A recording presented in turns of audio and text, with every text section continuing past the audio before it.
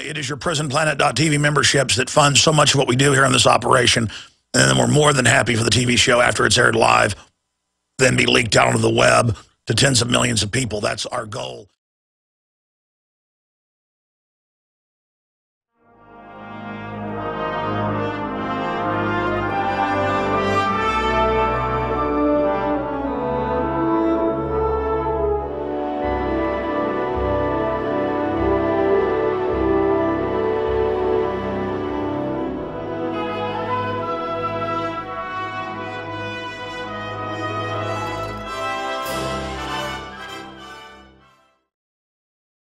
Welcome, my friends. It is Friday, June 8th, 2012. I'm your host, Alex Jones, and we're going to be live here for the next 3 hours today. Again, thank you so much for joining us. Well, where to begin? You've noticed that I've been somewhat silent about Ron Paul and his campaign the last few months because I could read the tea leaves and tell where all of this was headed and going, and I was just going to wait to watch it unfold before commenting. Because I've learned that people who are totally dedicated to something and who then will perceive a betrayal do not want to hear it early. They want to be betrayed where it's completely clear, out in the open, and I thought I would stay out of the way of that disaster. That said, I think Ron Paul is a good person and has a great voting record. Senator Rand Paul is a great person and has a very good voting record. I understand the politics they're involved in, and people who love Dr. No, Ron Paul's nickname for voting no on almost everything, need to understand that now there's massive political capital locked up inside of Ron Paul and Rand Paul, and that now they have literally more than 30, 40 million Americans behind them. And from Ron Paul's perspective and Rand Paul's perspective, if they don't work through the Republican Party, that entire movement will just dissipate into space. I'm not saying I agree with that. I'm not saying I totally disagree with that. But I historically have a pretty good understanding of how this is going to end up. And so I'm going to tell you today where all this is going to go. On record, I have told Richard Reeves and other big Ron Paul supporters in our office that, hey, Ron Paul's great. He exposes the private Federal Reserve. He exposes how big money and taxation gets transferred in corporate welfare. But I said, get ready. He will never use those delegates to try to challenge Mitt Romney because Paul understands that the media would spin it that Ron Paul was trying to steal an election. And I said, please, to my crew and everybody else who was all lined up shocked this morning saying, you're right, you're right. I said, hey, there's no point in doing 500 Ron Paul packages a week. There's no point in endlessly covering it because it's going to be a train wreck. This is what is going to happen. Well, exactly what I said is now happening. And it's not because I'm a rocket scientist. It's because I live in the real world. Now, if you go to Infowars.com, you can see the news article that Paul Watson has done, a balanced, focused report. Ron Paul supporters decry Rand's endorsement of Romney. Majority accuse Kentucky senator of selling out to Republican establishment. Now, what's happened is Ron Paul is preparing to recede, and Rand Paul is going to be making all the announcements. Rand Paul is going to be the big speaker at the RNC. That's the plan, not Ron Paul. Rand Paul may still be offered the VP slot with Mitt Romney. That's what's really going on here. Now, I want to be clear. I still reserve judgment on all of this. I understand the thought processes of Ron Paul and Rand Paul and the people advising them. I understand the process. They're looking at tens of millions of awake Americans. They're looking at the fact that the Republican establishment stole Iowa, stole Maine stole Nevada. They know how the media works. They're not ever going to be able to get that message out. Even when the New York Times came out and said, yeah, Ron Paul really won these states, the system, even itself admitted that that happened. You noticed that Ron Paul did not come out and make a big issue out of it because he understood that it would be spun that he was basically a sore loser. And I'm going to shoot a special video after the show today that'll air on the Nightly News where I'm going to directly address Ron Paul. But I've been exhausted from the trip, being out of town at Bilderberg. I've been going to bed at about 9 o'clock at night. And so I missed the announcement last night and only got it this morning when Aaron Dykes was calling me at about 7 a.m. when I woke up. I ended up getting about 4 hours sleep a night at Bilderberg. And so I'm simply recharging my batteries. When I actually go to bed early at night, that's an Alex Jones vacation. And I got up and I just knew all this was coming.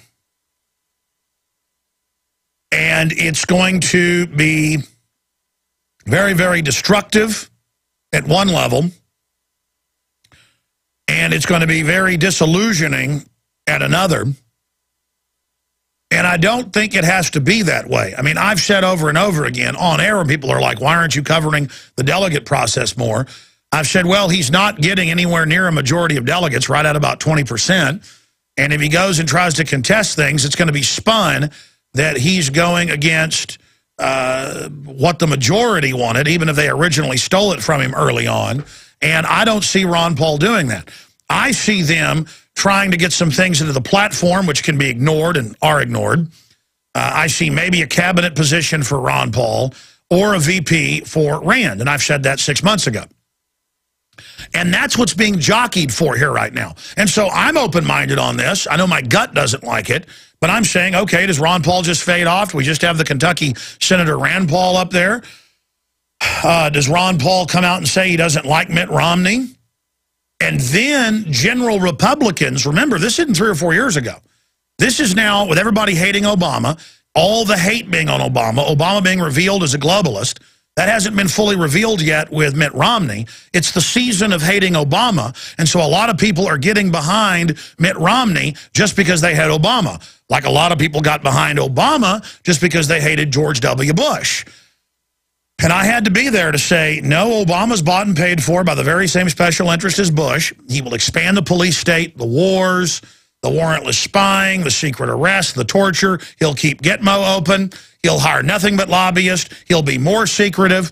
All of that happened. I made the Obama deception while he was president-elect. It came out in early March, just a few months after he was in office, and it is like you're watching someone who got in a time machine and predicted exactly what would happen. So now I need to come out, I guess, with a film called The Left-Right Deception, or The Republican-Democrat Deception. By the way, Jesse Ventura is giving us one of the first interviews, a full hour on Tuesday. This officially comes out Monday, but you can order it now at Infowars.com. It's Demo Crips and Republicans. He told me this name about a year ago when he started writing it. And Ventura's new book, get it first, discounted at Infowars.com. This is really the issue. If you just attack Obama, people think you hate black people. If you just attack Mitt Romney, they think, oh my gosh, you must be an insider commie. No, both of them are Bain Capital, Goldman Sachs, Wells Fargo. It's the same deal. And it's just gangs that get together in their big commission meetings and scam the American people. And if you do get up to the top and don't follow orders, you get Kennedy'd or you get politically destroyed. And undoubtedly at Bilderberg, we're talking about wanting to kill Ron Paul at the Bilderberg meeting, according to Tucker and other sources we have. Our other sources didn't confirm the stuff about wanting to kill him and his supporters. They confirmed they were cussing Ron Paul and seeing those out there protesting him as the bad guys. Ron Paul spearheaded exposing the New World Order. Ron Paul spearheaded exposing the Federal Reserve. And now Ron Paul and the Liberty Movement, through Rand and Ron, has all this incredible political capital. And so looking through Ron Paul and Rand Paul's eyes, do they try to get Rand positioned in 4 years to run and win as president, or do they get him in there as vice president or a cabinet position? That's the idea. How do they take that giant grassroots capital And how do they take over the Republican Party? Well, I'll say this, and I'm not somebody who yells at people who are in the arena, but it's almost like there's sabotage in there, the way this stuff is announced. The way they came out and said, hey, we're going to stop campaigning in these states, and then spun it that they didn't mean it like that the campaign was still going. So the message was, yeah, Romney, we're quietly conceding to you, but hey, supporters, keep giving us money and get out there and get us the delegates because we're still going to win. And I was like, that's what I don't like. If you want to know what I don't like, and I'm going to talk about this more today, it's that politics was played with the constitutionalist, libertarian, Americana, patriot movement. And I sat there and I watched it, and I said, is that Jesse Benton? I mean, and I said, you know, Jesse's not a bad guy, but I said, this really stinks. And I just wouldn't talk. I just went into a neutral mode, and I had Salon and Washington Post and all them out there asking me about this at Bilderberg, and I just said, no, Rand Paul, good. And I said, I got to sit here and watch.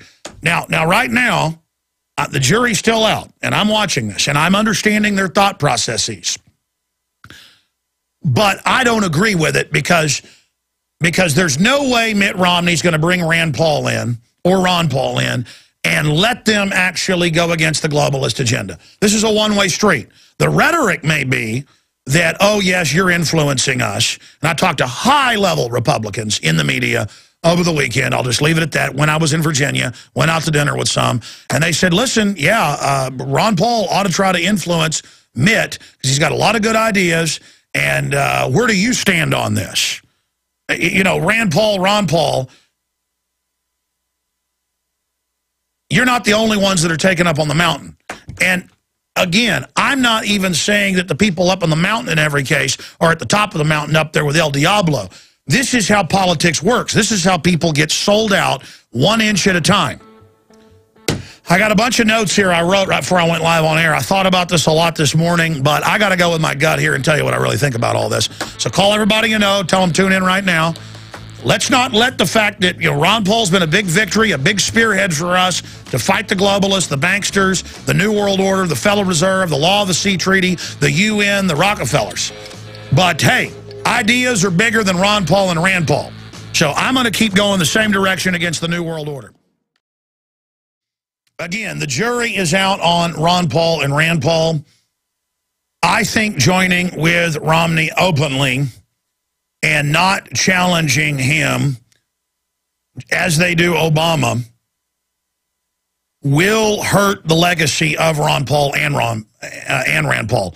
There is no doubt in my mind politically that if Rand Paul stuck to his guns and behaved in the exact manner of his father, that he would end up being a super dominant force in the next election. And if he challenged election fraud in the states when it happened in Iowa and Maine like it happened this year, and if he got really aggressive and built a movement over 4 years, he could be a bully pulpit in the Senate and absolutely dominate and block legislation and promote legislation. And he could end up being the president of the United States and pulling this republic out of where it's going. But I'll tell you this, if he supports Romney and gets a speaking slot or a cabinet position or his dad does, when Romney betrays the American people, just like Obama's done, and tries to have amnesty and tries to have socialist health care and tries to have gun control and tries to have carbon taxes, everything he supported before he ran for president. Remember, Ron Paul has run TV ads about this. All the flip-flopping. He's bought and paid for by Bain Capital. He's bought and paid for by Goldman Sachs and J.P. Morgan. Do I dislike Romney? No. Seems like a funny, charming guy. Obama seems like a funny, charming guy at certain levels. They're teleprompter readers. They're high-level minions of the New World Order. So all of this is a distraction and a diversion. That's why Ron Paul was different, was because he was addressing the banksters, the crony capitalists who were anti-free market. He was bypassing their system, and folks, he was winning the first primaries. That's why the polls showed him first in Maine, first in Iowa, and then it was stolen. They caught them stealing it. They wouldn't count the precincts where he was winning. Even the New York Times had to admit he really won Maine. And now we see Rand coming out and saying, well, I always supported my father, but now I support Mitt Romney.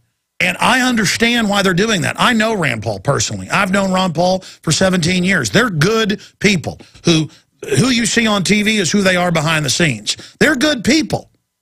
But they've been too close to the Beltway too long, and they have this idea of, let's not lose this political capital, let's take over the Republican Party. That's not what happened. And all of your supporters, I knew you were going to do this, and I warned you guys through back channels not to do it. I warned through your family not to do it. You think you're going to go in there and influence it. It doesn't matter, because the main body of your supporters, as you can see, again, I waited for this to happen. The main body of your supporters feel totally and completely 110% betrayed. Especially when Ron Paul says, go to Tampa and be respectful. Because Ron Paul people, when they're the majority of the delegates, the Republican leadership in Louisiana and other states is taking it and saying, no, we say the delegates go for Romney. So there's that stealing going on. And they're beating up and arresting the Ron Paul supporters, and Ron Paul comes out and puts it on the supporters and says, you need to be respectful. That's the reason I'm being somewhat critical today. That's the straw that broke the camel's back. And I better watch it, or I'm going to start saying more right here. Forget trying to influence Romney to be a constitutionalist. How about we influence Ron Paul and Rand Paul to be constitutionalist? How about you listen to your supporters and not Jesse Benton? And I'm not saying Jesse Benton's the bad guy here, but let me tell you, I've been around it for 6 years. And Jesse Benton shouldn't be the tail wagging the dog. The first Rand Paul supporters were my radio show. The first people in his campaign, when no one was there, it was grassroots, were my listeners. I've met them, I've had dinner with them, his head people. And they said, what do you think about what's happening? You know, and I said, let's wait and see. And I know Rand and Ron are good people. They're good people. And they've got great voting records. But I'm not going to sit here and watch this seduction of the Paul campaign and family without saying, hey, we don't just go wherever you go. You need to understand that. Okay? We're not here to be sold into Republican slavery just because you feel like it, and you guys are all getting heady in meetings with Mitt Romney and have deluded yourselves that you're just going to be able to, you know, go in there and influence them. I'm going to reserve total judgment on this, and I'm going to get more into this when we come back. But down the road, we're not going to forget if Romney gets in and then there's a bunch of, you know, Rand Paul defending him stuff when he's doing wrong, I'm going to come after you. So be aware of that and understand that's the case. You understand? We'll be right back. I'm going to give the number out. All right, Alex Jones here, back live. Ron Paul, a huge force, the early leader. The media said he couldn't win. They stole the early states from him. And I was critical of the fact that Ron Paul didn't make a bigger deal out of that, but I understand the strategy. If you sit there and talk about proven election fraud, it sounds like you're a sore loser. I know that Rand was on with us a few months ago and said that he had not talked to Romney, had not heard about it, that it was just speculation. Now he has met with him. And I would just like to see Rand Paul and Ron Paul address, this is my biggest concern here. This is what really makes the hair on the back of my neck stand up. That it's always announced on Sean Hannity that, oh, by the way, I'm endorsing Mitt Romney. And then Ron Paul is out there saying, now be respectful at the Tampa meeting. I mean, I thought we were supposed to get the delegates and go take over. I told everybody internally, I said, they are not going to do that. That is political suicide. People are like, you'll see, Alex, you'll see. I'm like, really, I'll see. I've been on air 17 years. I happen to know a thing or two. You know, I always underestimate what I know, and then I look at people who know nothing, always lecturing me all day. And it really gets old. You know, I was meeting with a high-level Republican this weekend, and, you know, nice guy, means well, has done some good work, and he's like, well, look, Obama's really bad. I mean, I know Mitt's not perfect, but Obama is really bad. You know, re-education centers. And I go, yeah, but it's this whole continuity of government isn't just the Democratic Party and Mr. Ayers or people like that out of Chicago. It's the big special interest. Everything Bush did, Obama continued. Everything Clinton did, Bush continued. And they're still, well, the public wants a change. And I understand the momentum of Obama's now been demonized. He's yesterday's, lunch. He's rotten in the refrigerator. His political capital is going down by the second. He is a negative. And here comes Mitt Romney. And you want to believe things could change. And I told the Republican, high-level national journalist, I said, you mark my words. You mark my words. Mitt Romney, if he gets in, is going to continue everything Obama has done, except for stuff like gay marriage, political football issues. And that may matter to you individually, okay? The culture wars. And I'm not saying it's not important from both sides' perspectives, but it is shoved out there to distract the fact that both parties at the top are supporting bailouts, corporate welfare, new wars, police state, and overall entitlement programs are only getting bigger. So it's an extremely complex issue, and I'm not spinning. I'm trying to de-spin this, but I understand why the Paul family is doing what they're doing. They're going to see their political dynasty that has done so much good that's forming dissipate by a factor of, I'd say, 80% in their view, if they don't try to merge with the Republican Party. But isn't that, to a great extent, what Barry Goldwater did? And he just kind of faded off. I mean, Rand Paul is going to be remembered in history and have an effect if he doesn't compromise. It was the system's dirty tricks, Republican and Democrat, that tried to keep him out of office in Kentucky that galvanized people behind him. I mean, I had Rand Paul on a year before he ran when they were just talking about it, and I said, you will win, it will happen, you've got to get everybody behind you, you've got to announce early, and I said, that's it, listeners, send him money. Ron Paul said in 2008 on this show that half the support he had gotten in the campaign that far along, you can pull the interview up, came from this radio show. And so I have a responsibility here. I have a responsibility here to talk about these issues and tell you what I'm thinking. And the answer is I'm not sure. We had Lord Monckton on in the second hour today from Hawaii with big breaking news. I moved him to the third hour so we'd have a chance to talk to you.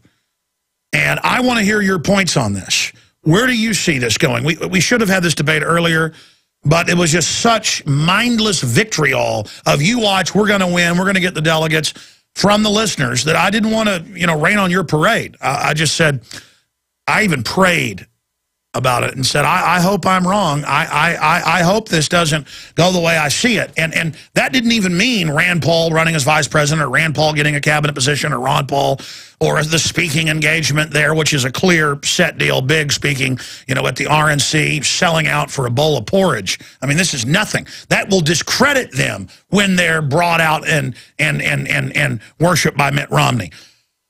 See, I've been all over the country in the last year or so, and I've seen 0 Mitt Romney stickers. Richard Reeves, who drives constantly, he saw one in North Dallas a few months ago. I still see ridiculous, moron Obama stickers all over the country. I see 10% of what I saw 3 years ago. But 3 years ago, they were festooning everything as if it was the second coming of Christ or something. And just gullible morons. And I'm sorry, I just can't be a sucker, a schmuck, an idiot, a dupe, a useful moron, an idiot. I mean, I can't stand it. Now, I want to believe that Mitt Romney patting Ron Paul and patting Rand on the head means he wants to be a good guy, but that's all politics. I want to believe him saying he supports the Second Amendment and is against Obamacare and against carbon taxes. I want to believe that that's the truth. I want this nightmare to end. I want things to start reversing. I told the big Republican journalist, I said, look, in an off-record meeting, I said, I would tacitly not attack Mitt Romney as much if he would just reverse 20%. I mean, if we could just not go directly off the cliff, if the TSA stopped going down our pants, if they didn't, increase them, and if he didn't do carbon taxes. But I said, you mark my words, when he gets in there, They're going to launch more wars, more police state, all sorts of weird tricks. Romney loves tricks, dressing up as policemen his life, pulling people over, doing weird stuff. I mean, let me tell you, it's going to get weird. It's going to get strange. And it's going to get just as bad or worse with Obama. I understand that. But wouldn't it be better to have Obama in? Because we know he's evil. Everybody's already woken up. He's a piece of garbage. Most people, they know he's a puppet. They know he's a liar. Instead of a new puppet. I mean, worse is better sometimes. And I'm not going to support Obama. I cannot support Mitt Romney. Because just because he says he supports the Bill of Rights and Constitution, just because he says that he is now reversing himself from all of his voting record as governor and all of his, I mean, I've got videos of him saying, I support abortion because my mother did and I'll always support it. And then now he says he's against it. I mean, he was for abortion in Massachusetts. He was for open borders. He was for carbon taxes. He wrote the model of the health care we're now under.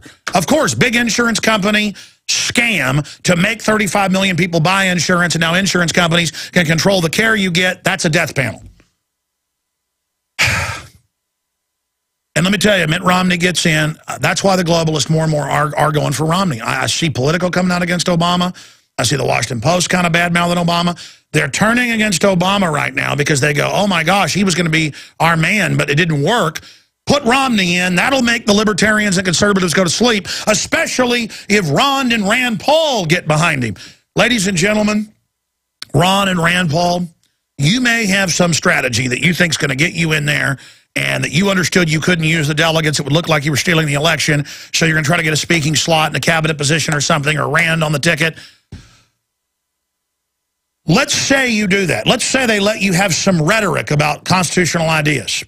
You'll just be used as a shield to co-op. They know you were the front runners. They know you came from nowhere in Kentucky. They know Ron Paul was really winning.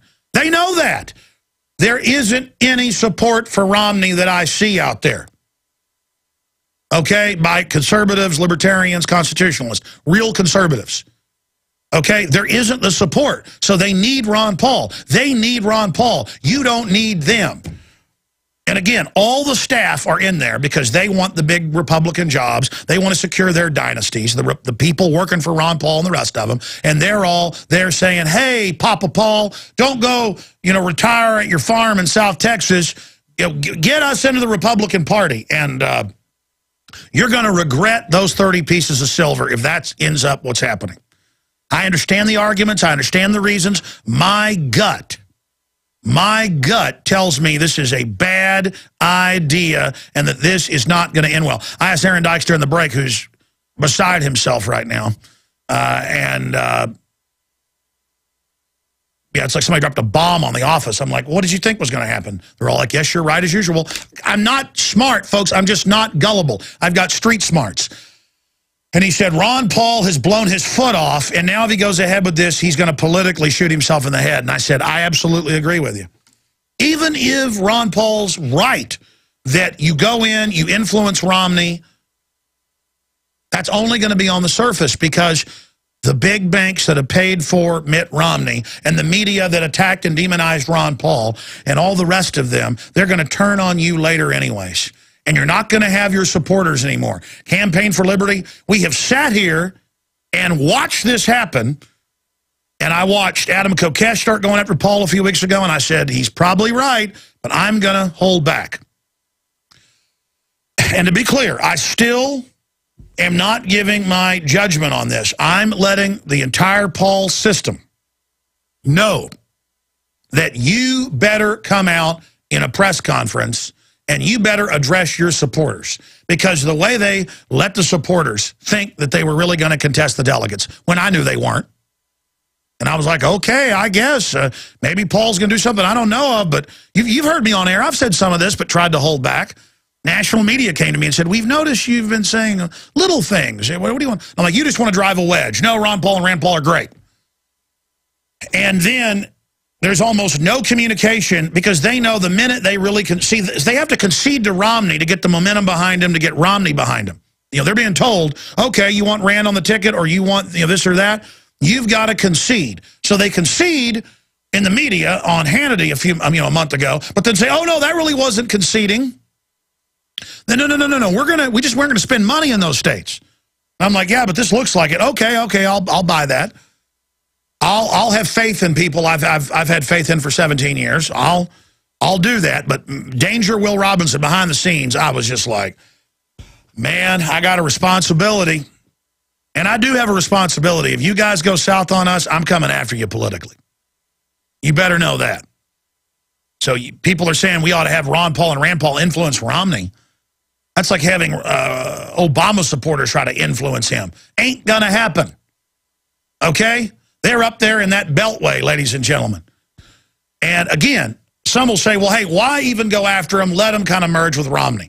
And, you know, the argument there is, hey, they're going to be pro-gun, anti-Federal Reserve, and anti-war on many levels. And so why not just go along with it? All I'm saying is the supporters are not buying this. I got to say, the email, the comments we're seeing, 85% are hopping mad, and let me tell you, they're not going to go away. I mean, it's one thing, you know, with Romney or Obama when they betray sheep, but you betray constitutionalists. If you betray them, or if it's perceived, and this is exactly what the globalists want. It's why I haven't taken the bait when national media has called me or come out to events I'm at and said, oh, we'll do a big feature story on you about the Pauls. Are they betraying? I'm like, no, they're not betraying any. And they throw out all the betrayals, you know, or what looks like betrayals. And I'm like, oh, well, I don't see that yet. I'm going to keep my mind open. And so I've sat there just watching this unfold. And again, I'm not going to tell you how the cow ate the cabbage here, but here it is. Ron Paul supporters decry Rand's endorsement of Romney. Majority accused Kentucky senator of selling out to Republican establishment. Man, this really hurts bad. And this is Bob Chapman was always with us on Fridays. He died Monday. What a, you know, you have the great news of Bilderberg being blown wide open and all this happening. You know, the good news is Liberty marches on, and here's the good news. All of Ron Paul's work has been so effective and good against the globalists. It's been beautiful. It's been wonderful. And I guess this is just success. I mean, he was really going to be the real nominee. They stole it. Now they want him. And why shouldn't he go and try to have some influence? See, I get it. I get it. But my gut, that's never wrong, tells me they've fallen into a trap. That's what I want to say. That's what I'm trying to get out here. There's so much spin on this by the media and others that I'm trying to hit it with my system to unspin it. Rand Paul endorses Romney. We have the video clip in case you don't think this really happened.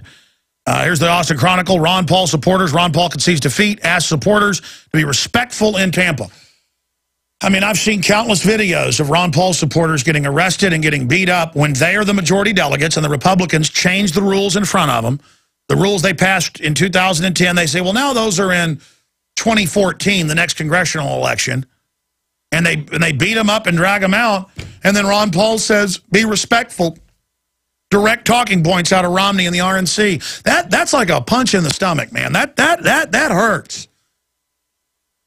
But I'm going to be controlled about this, and I'm going to analyze it. And then if it is the case, I am going to absolutely get the American people motivated. I'm just going to leave it at that.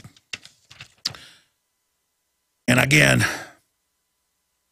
I read that. We're going to go to break and come back. The toll-free number to join us, 800-259-9231. I'm going to go ahead right now and play you part of Fox News, Sean Hannity, New World Order Central, the folks that told you the New World Order doesn't exist, and you know all the rest of it, the people that demonize Ron Paul 24/7 and cheat him on the polls and everything. This reminds me of Robert the Bruce. This really happened in history, who had all the clans united to defeat the British, and then he sold everybody out and sold William Wallace out. And I guess he realized it later and came back and actually defeated the British. But, I mean, this is exactly like Braveheart. I was having flashbacks this morning to that. You maintain your title, expanded your lands, you've done well, you survived. You don't survive tyranny. Things are too dark. They're launching drones, re-education camps. We got to get hardcore, not work with the system anymore. Okay, I guess the Rand Paul insiders, people just think they don't. Look at the votes on YouTube, and I've seen other polls showing the same number. 952 votes against what Rand Paul said, 69 supporting what he said. So that's more than 90% right there. What does that come out to? 69 divided into 952. What is that? More than 95% don't like it. So I think this is a major miscalculation. But what did you expect? They kept everybody going, telling them they were going to win with delegates, while Rand came on this show a couple months ago and said, well, yes, now that we're moving forward, implying Romney was the guy. And why is it Rand making this announcement on Hannity? Again, maybe they've got some plan I don't know about. Their voting records are great, so I still support them. I still like Rand Paul. But I'm telling you, this is not going to go over well with the supporters, who a lot of them would look at me and say, he's going to be president even over the weekend. And I said, no, he's not. He's only got 20% of the delegates, and that would be suicide to try to contest it. I said, you watch, he isn't. They'd say that on tape. And I'd say, no, I'm not. I'm going to let you experience this for yourself. And because I just understand basic politics. Now, again, I understand the Paul position. Hey, might as well try to influence Romney. Might as well, that's what they're being told. Hey, Romney will listen to you. Get behind Romney. Because there's no Romney road signs. There's no Romney bumper stickers. If you've seen one, tell me about it. All I saw driving across this country was Ron Paul signs. This is the tail wagging the dog. This is a little Republican tail that had to cheat, that treated Ron Paul supporters like trash. And let me tell you, this morning I was going to come out and say, well, let's just wait and see, till I saw the Paul quote in the Houston Chronicle. And I saw it in their email they put out. Didn't just believe them, saying, be respectful in Tampa. What? Be respectful. Does that translate to sit down and shut up? Again, my point is, I'm now in a stance of, I'm watching. I'm not going to just sit here and go, oh, well, 17 years of me trusting somebody. We'll see what happens. We'll see what happens. Now, I know we got loaded phones here. We'll have nothing but open phones the next hour. Then Lord Monckton's coming on. I got a bunch of other news I haven't even gotten to yet. I'm going to try to get to more of that. But Justin in Missouri, what's your take on all this? Should I just get behind Romney and maybe George Bush too? No, not at all. And this is what I meant. I called you about 6-7 months ago during the debates. I saw what was coming. I mean, because it was obvious that they weren't attacking each other. They were having meetings behind closed doors. I mean, and I'm just completely... Well, they said they weren't. They said they weren't. And if I find out a year down the road or something when one of their people shoots their mouth off, if I found out they lied to us, all hell's going to break loose. You go ahead. Yeah, that's what I was telling you when I called before, that I would take every one of the subscribers I've got, and I'll just turn every gun I have against them on the videos I'm making. I mean, because it's ridiculous. Well, let's not do that yet. I mean, Ron Paul and Rand Paul need to respond, and that doesn't even mean on my show. Quite frankly, when they come on my show, I don't even get extra listeners. People want to hear my commentary, my analysis. I mean, I haven't even been trying to get them on the last 3-4 months. Salon was asking, hey, where's Ron Paul? I'm like, well, we tried a few times to get him on. They said they would come on later. They were busy. Fine. Doesn't matter to me. I'm doing them a favor having them on my show. This show was the original launch pad out of Texas for these guys. Ron Paul's admitted that. So, again, I haven't even attempted to get them on the show. They need to come on shows or do a press conference and explain all this to us. I'm going to have a message I'm going to shoot later today that'll be up at YouTube tonight at Infowars.com. And it's going to be a message directly to these guys. And I want to hear my points answered. This is all just a brainstorm session with you on air. But let me tell you, we may not fully understand what they're doing. They need to make it clear to us, because what they've done has gone over like a Led Zeppelin. All right, I have broken down for the last hour the fact that Ron Paul says to supporters, be polite and go give your delegates to Mitt Romney. After just keeping them the momentum and the donations and everything going, now merge with Mitt Romney. And Rand coming out in a coordinated fashion endorsing Mitt Romney.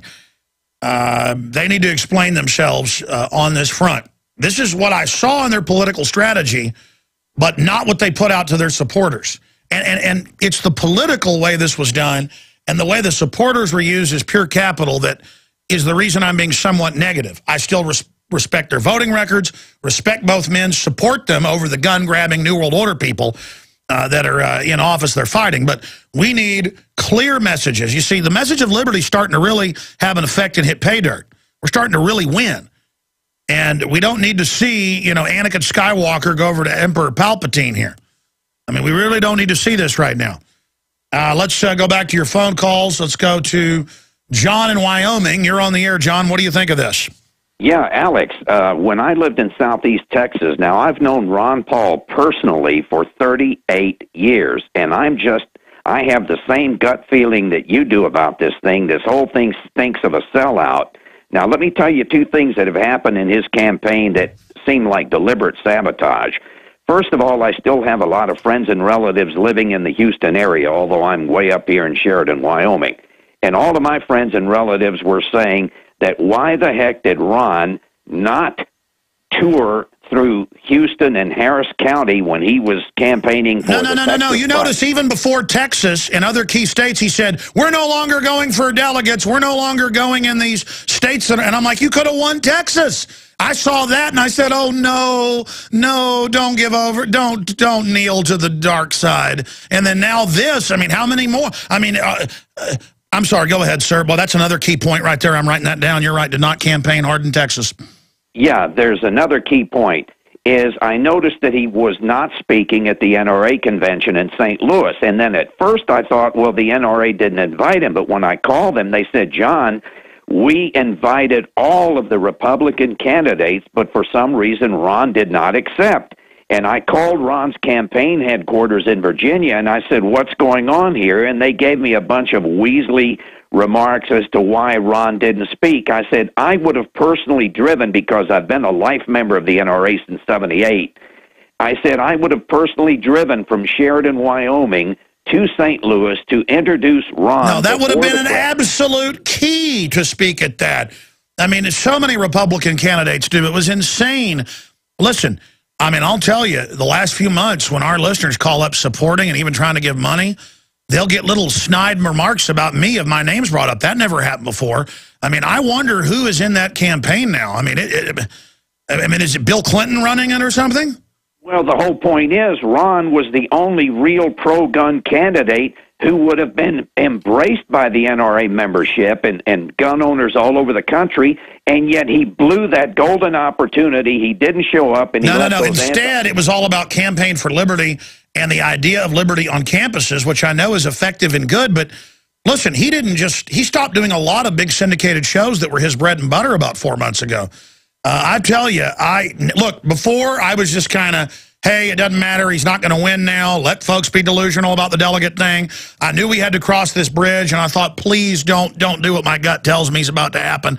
And I tell you, like you said, my gut, maybe it's threats. You know, they called up, in the early 90s, they called up Ross Perot and said, we're going to kill your daughter and your family. And he was going to win. Imagine Ron Paul should have run third party to inject real ideas. He'd have gotten $50 million. That would have built a new third rail in this country, but it didn't happen. What's your final analysis? What's your gut tell you on this one, John? I think, Alex, we're being sold out, and why, I don't know, and I don't know if we'll ever know, but something is happening to sell us out. Yeah, it's probably the VP slot.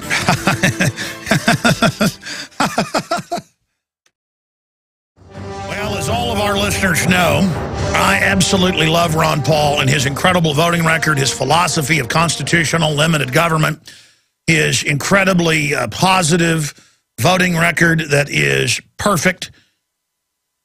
Rand Paul, who I encourage to run, my listeners were the first to give him money, the first to staff his original staff. I know he's a good man. And I understand why, if you have Romney approach him and talk about a cabinet slot for Ron Paul or VP for Rand, and I know that's being debated and up in the air and they're having private meetings, I understand how they could say to themselves, well, let's take over the Republican Party or part of it with the giant liberty movement. But that's not what happens in politics. Mitt Romney is bought and paid for. His voting record, his fruits, abortion, open borders, gun control, carbon taxes, wrote Obamacare. It's really Romney care or Rombumacare. I don't know how you combine their two names. Romney care. That's not really going to happen. You know, the question is, can you push Romney to be good? I can't stand Barack Obama. I wish Mitt Romney was for real. But here's the deal. I can't go down with the sinking Campaign for Liberty ship. I can't do it. I mean, if it's just going to be taken over by a bunch of slightly libertarian Republicans, when our country is having its entire Bill of Rights and Constitution overthrown, a technocracy's coming in, I cannot and I will not go down with that sinking ship. And let me tell you, we're on over 100 stations, XM 166. If you just joined us, I'm Alex Jones, Syndicated Radio. We're live. It is Friday, the 8th day of June, 2012. I cannot go down with my family with the Romney ship. Now, I'm not in overdrive attacking Romney. You notice it's Obama saying he's going to sign executive orders to put us under UN control with law of the sea. It's Obama going into hyperwarp with checkpoints and police state and TSA. If Romney got in and suddenly shut down the TSA or got rid of the body scanners and did cut taxes and shut down some bases, I'd go, wow, well, the elite has figured out we're going to collapse if they don't back off. Well, Romney's kind of like Reagan, you know. But again, I reserve judgment on that until I see something different. I don't just, I oppose Obama because I thought you didn't like Bush. Why don't you like Obama? Because he's bought and paid for by the same people. Look at his advisors. Look who's giving him money. I knew what he was going to do. Not because I'm smart, but because I'm not an idiot. I'm not an idiot. I'm not a moron. I mean, is that hard to figure out? How many times? We have an illustration hanging on the wall. In fact, Aaron just Twittered it out. He took a photo of it. Guys, will you go to the Real Alex Jones? I asked him to tweet it during the last break. And it shows a pyramid that's the New World Order with a red leg and a blue leg. The blue leg's the Democrats, the red leg's the Republicans. And each election, one of the legs steps forward and crushes the constituents. That's an analogy I talked about for over a decade. Folks have picked that up and put it into an illustration. We wanted to create a new leg or two new legs of libertarian constitutionalism to take America back. Now, there it is. We can blow that up. Actually, just click on the photo. Thank you. That's hanging on our wall here in the office. Left, right, left, right. Next time I'll vote Democrat, the Republican says, as they're being stepped on. Next time I'll vote Republican, the Democrat says, as they're being stepped on. And so it goes on forever while the mainstream corporatist media belches out its propaganda. It's called the March of Tyranny by Ben Garrison. And there you have it, up at The Real Alex Jones on Twitter. So I'm going to try to shut up and go back to your calls, but, you know, these emails are pouring in. Has Romney turned against the New World Order? Question mark. Are Easter bunnies real? I don't know. Is Santa Claus real? Last time I checked, no. What if the Mormons, Amish, etc. have turned against the New World Order and are secretly trying to defeat them? Why did, most of the Mormons I've seen are supporting Ron Paul. Why did Clinton come out to be anti-Romney? Because the Clintons, through blackmail, run Obama. Why is LaRouche seeming to be pro-Romney and anti-Obama? Because they see it as a signal, if we get rid of Obama, to the world that things are changing. Only if it's an impeachment, though. The devil has so many devious scams up his sleeve. I'm sure it's all planned by God regardless. If they come out, maybe they'll blow their cover, but they need to unite and say, Romney, Ron Paul, Rand are here to double-cross the New World Order. That sounds like delusion. Here's another one from Ernie. I think they probably have been threatened. Think so? We get threatened on a daily basis. Yes, undoubtedly. Ron Paul entered a very dangerous realm where he really was winning the early primaries. Then when they stole it from him, people thought, well, he's not really going to win. Momentum did shift to Romney, but again, there's no hype behind him because they know that conservatives are like, this guy has a bad record. I mean, do you need me to play the clips of him endorsing abortion? I've always supported abortion or gun control or any of it. I mean, look, I just want a future. I'm not just here to oppose people. So many people we had on as guests endorsed Obama. And I would still have them on as guests. People like Mike Rivero because I understood that they really wanted to believe that things were going to get better, like children. And then, of course, I forgave folks when I was proven right again that Obama sold everybody out. But I understood why people wanted to believe that Obama was a good guy. But I'm like, I'm sorry, it's not the case. The way they announced this, the way Ron Paul said in his own press release, you know, you need to be respectful, Ron Paul supporters who've been beat up and everything else when they're the majority, when they've really won, when they're the delegates, and the Republican leadership says, no, we're taking the delegates, and changes the rules, and people say no, no, no, and the police beat them up. The answer is you go and you sit there as our good little block and you support Romney. And is it better to get Romney in than Obama? Or is it better because we know Obama's bad, he's been discredited, to keep him in and just so we can impeach him and so we can fully, with more libertarian types, take control of the House and Senate? Because you know what happens when Republicans get the House, Senate, and the executive. Can you imagine? They love the drones. They love the NDAA. They love handing control over to the UN. Another thing, Ron Paul hardly talked about Congressman Walter Jones's bill to impeach. That should have been his #1 issue. We'd try to get those questions into Paul at press conferences, and they'd say, nope, nope, no more questions. I mean, it's like, come on. Use the bully pulpit you've got. Ron Paul should be out there campaigning right now for impeachment, right now to fight the New World Order. And again, I've held my tongue, and I reserve judgment, but our listeners are hopping mad. And you did this to yourself. All the little campaign people that work for Ron and Rand who think they're going to get all the big jobs in the White House now, their average age is about 25, and they're mainline Republicans. They're mainline Republicans. And again, we can't have Lew Rockwell go down with the ship. I'm not going down with the ship. Not going down with the ship. Let me just give you a little news flash. I'm not going down with the ship. And right now, you just blew holes in the bottom. You better do a press conference and patch those holes right now and explain to us why you played everybody along that you were going to get the delegates and some miracle was going to happen when we all knew it wasn't. Because it kept the donations going. It kept building the power block to get the princeling in. We don't want a princeling. We want Ron Paul. We want Rand Paul to act like Ron Paul. And he has a good voting record. He's done good things. Don't screw it up. Okay, I'm ranting. I'm ranting here, ladies and gentlemen. It's the whole way this has been handled. I don't like it. Sean, you're on the air. Go ahead. Listening on WWCR Global Shortwave. What's your take on all this? Am I wrong? Should I get behind Mitt Romney? Should I get behind Bain Capital? Should I get behind the New World Order? You're 100% right, Alex. I had some quick points I wanted to make, but now I've got to talk on some of the points you've just made. You used the word forceful. There's always been a problem with Ron Paul and even the kid Rand. When I watched on television Rand Paul accept his nomination in Kentucky, he talked about constitutional principles and this, and he walked around this quote by Jefferson, and I kept saying, why doesn't he just say this quote?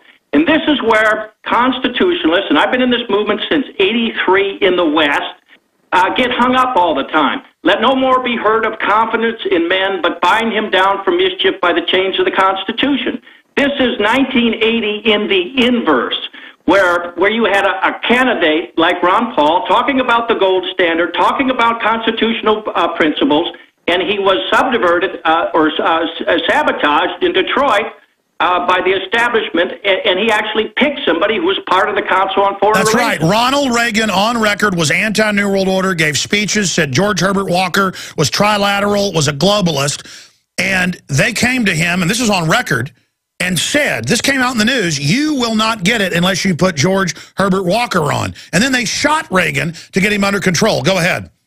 You're absolutely right. And we've talked before. I was one of the people, I was 19 years old then, I saw this with my own eyes. And when you see things in life, like Bob Chapman, who I had the pleasure of talking to once, and you see how strong the establishment is, you never forget it. A couple other things. I talked with Sheriff Mack about 5 weeks ago. Perhaps you should have him on the program, because he was telling me some negative things that were going on within the campaign in Southeast Texas. The other, you hit Ron Paul's campaign. Well, let me go further. He's got Ted Cruz in there, who actually voted for tax increases. I was looking at his voting record, and they're calling him great at Ron Paul rallies. His wife's CFR. I'm going to shut up right now. I just have been holding my tongue, hoping, and it's just like, now I've got to go through everything and really do a real analysis, because I cannot ever bow to anything but liberty. I will not be part of this. I just have to say it. Go ahead. Yeah, let me make two other points, and I'll end this because I could go on and on with you. I agree with you 100%. You know, you said a thing about the Mormons. The Mormons in the West.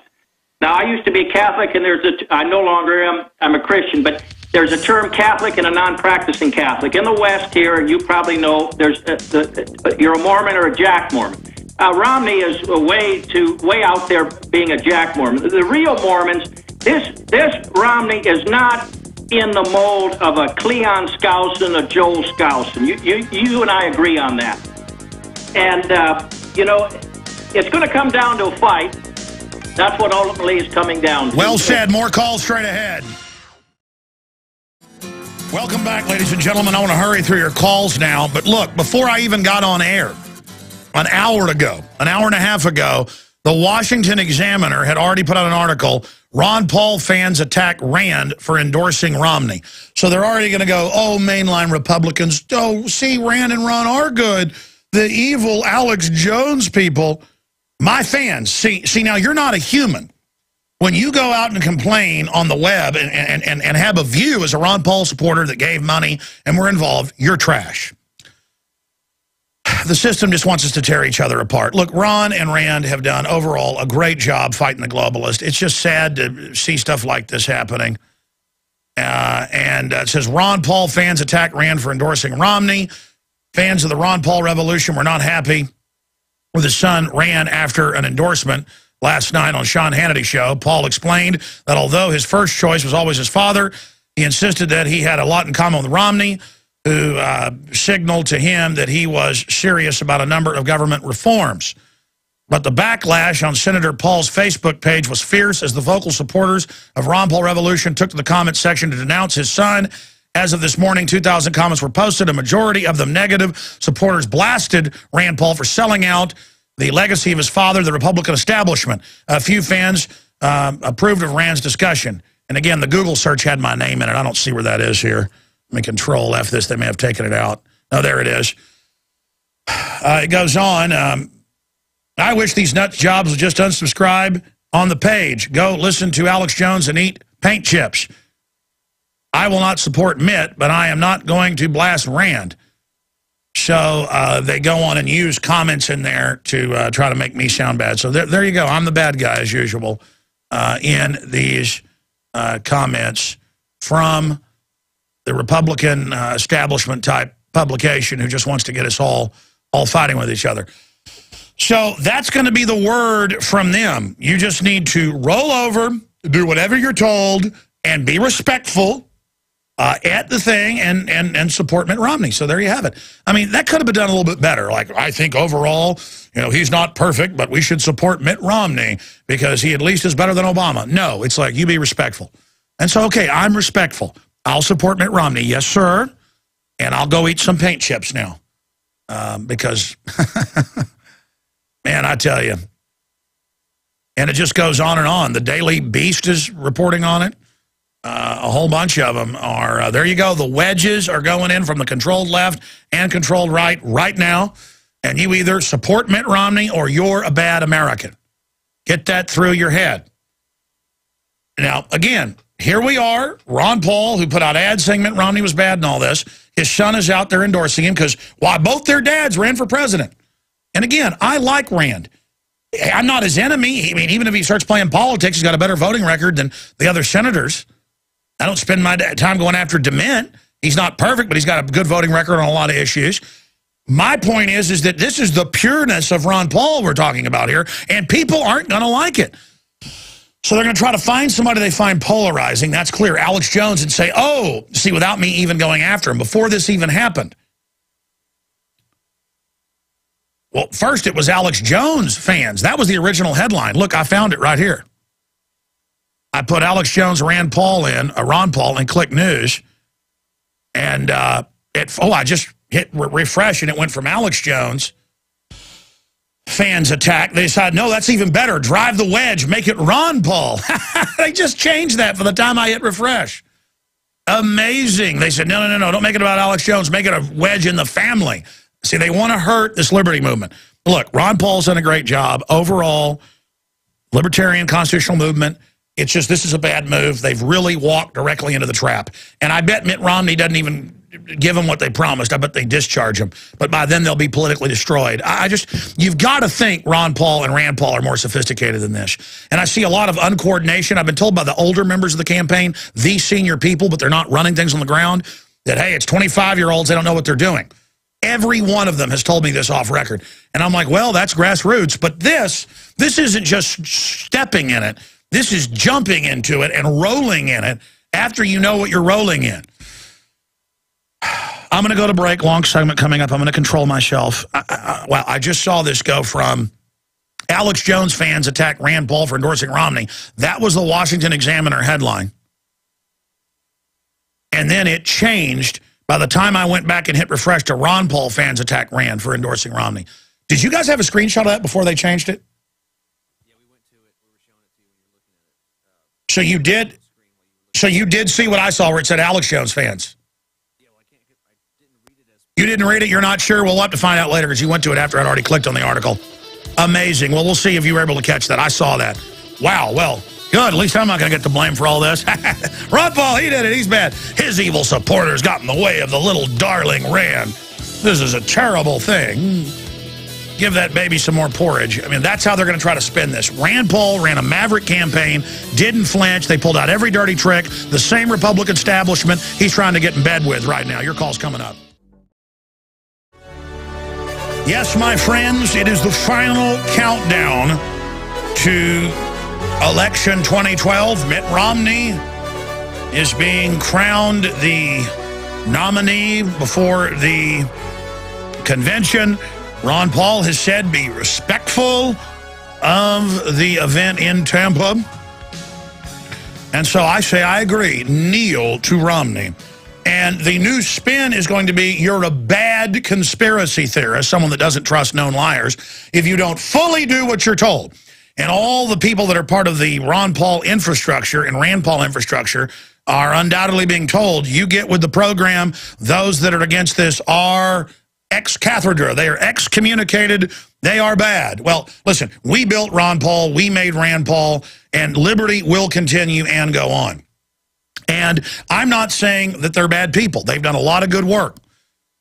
But I have seen an attempt by the Campaign for Liberty and others to bring in mainline Republican candidates and just kind of give them the name of, you know, the certification of Ron Paul certified, like Mr. Cruz, Ted Cruz, Mr. CFR here in Texas, who's been for tax increases and supporting property taxes and all of it. When I heard all this, I didn't believe it, and I went and looked it up, and I was like, wow, well, maybe they're just not researching.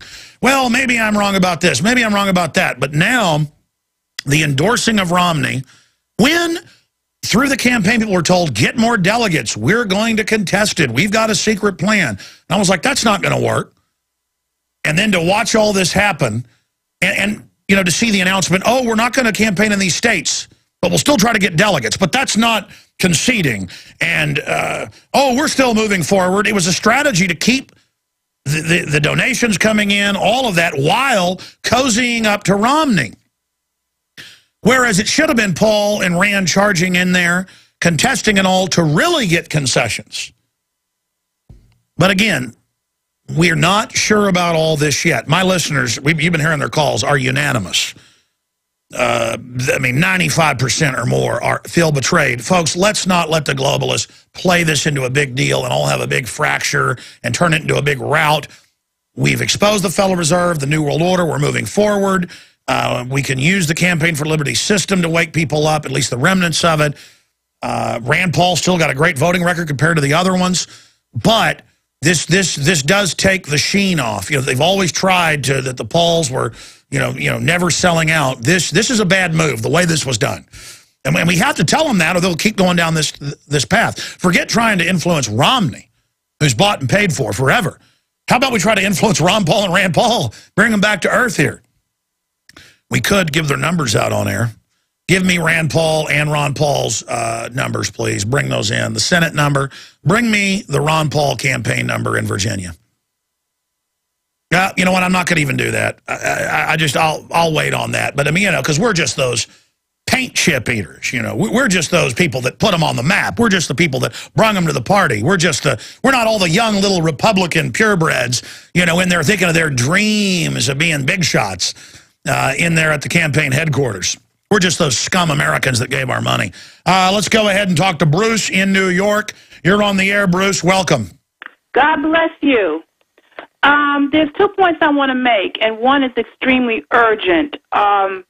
I had received a warning about Obama prior to him even being chosen to be president. This warning was given to me through a newsletter dated March 2008, and this person that received this warning, I don't know if you believe in dreams and visions, but he received it through visions. Ma'am, we're taking calls. We don't screen calls, but every once in a while I say, we're covering Ron Paul, Rand Paul, election 2012. Okay, did you call in about that? This is important because it's about Obama, and if he gets back into office, what's going to happen. That's why I'm reading this. Okay, I know what you're talking about. Okay, I got you. Obama's going to be the devil if we don't get Romney in. Is that the long and short of it? No. No. What the long and short is that Obama is going to outlaw Christianity and bring in the Nation of Islam. And to back that up, there is a speaker, Israeli speaker called Avi Lipkin, who has intelligent information through his wife. All right, ma'am, God bless you. I appreciate your call. Send me that info. If Obama tried to ban Christianity, which they're trying to do incrementally, banning crosses, telling the Catholic Church you got to, hire people that aren't Catholic, you got to pay for abortions, that would cause a restoration through peaceful revolution overnight. Bring it on. Let's get it worse quicker. Let's wake people up. That's why they want Romney in now, to put everybody back to sleep, just like I said with Obama. They want to change horses. Adrian in Michigan, you're on the air. Go ahead. Hello. Hey, buddy. Well, last week I was hoping to call in about delegates, but at this point it seems about pointless.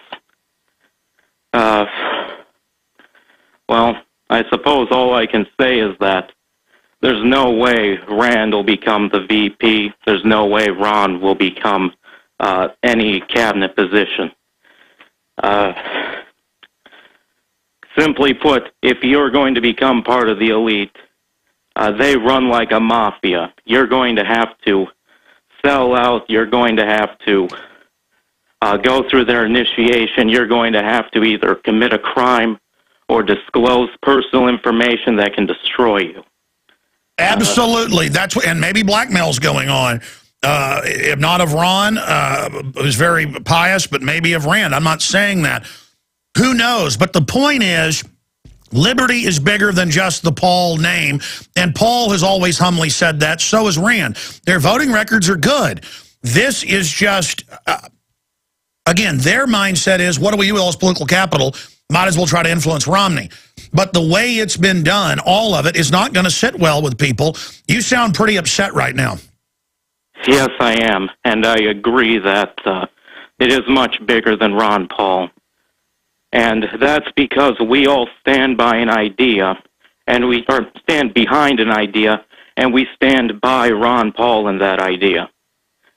And I hope that Ron Paul does change his strategy and support our principles here. Well, that's right. I mean, this is a very dangerous game they're playing of trying to get Rand in there. And that's clearly what's going on at some high level, or maybe even Paul. And they're going to be set up. And it's only, imagine, they get the Ron Paul movement broken up and discredited and then betray them. And I'm predicting that's what's going to come out of this. And I'm sick of it. You know, that's when I went haywire against Deborah Medina when she came out and agreed that it was despicable, 9/11 truthers when she'd said it should be investigated. It's betrayal that I won't put up with. If Ron Paul was only 95% right, when he's about 99% right in my view, and I didn't totally agree with him, that'd be fine. It's when you make 180-degree changes. And Okay, you were going to be a delegate. Ted Anderson's one of the big main state delegates from Minnesota. I should get him on the show. When you're a big delegate and you're involved in all this, I mean, was the campaign not implying like you guys were going to take over and do something with the delegates, and now you're just being told go give them to, Romney? I'm not completely sure about Paul yet, but that does sound like what Rand is doing right now. All right, well, again, we'll have to get Ron Paul's take on all this, and he better get on it quick. Let's go ahead and talk to Robert in California. You're on the air. Go ahead. Hello, Alex. How are you doing? Good. I've worked on the campaign since 2007 as a Los Angeles coordinator and recently as his state coordinator. And I can tell you I'm not going to disclose any sort of campaign things, but I can tell you about campaigns in general of how to win and how to lose. One of the things is, especially in California, you have to have a start of an early presence. And back when he announced his presidency, we started organizing on the grassroots level and tried to get some help from the campaign just to get a letter to get the voter registration so we can start calling and making those necessary things to do when we can talk to voters and get votes.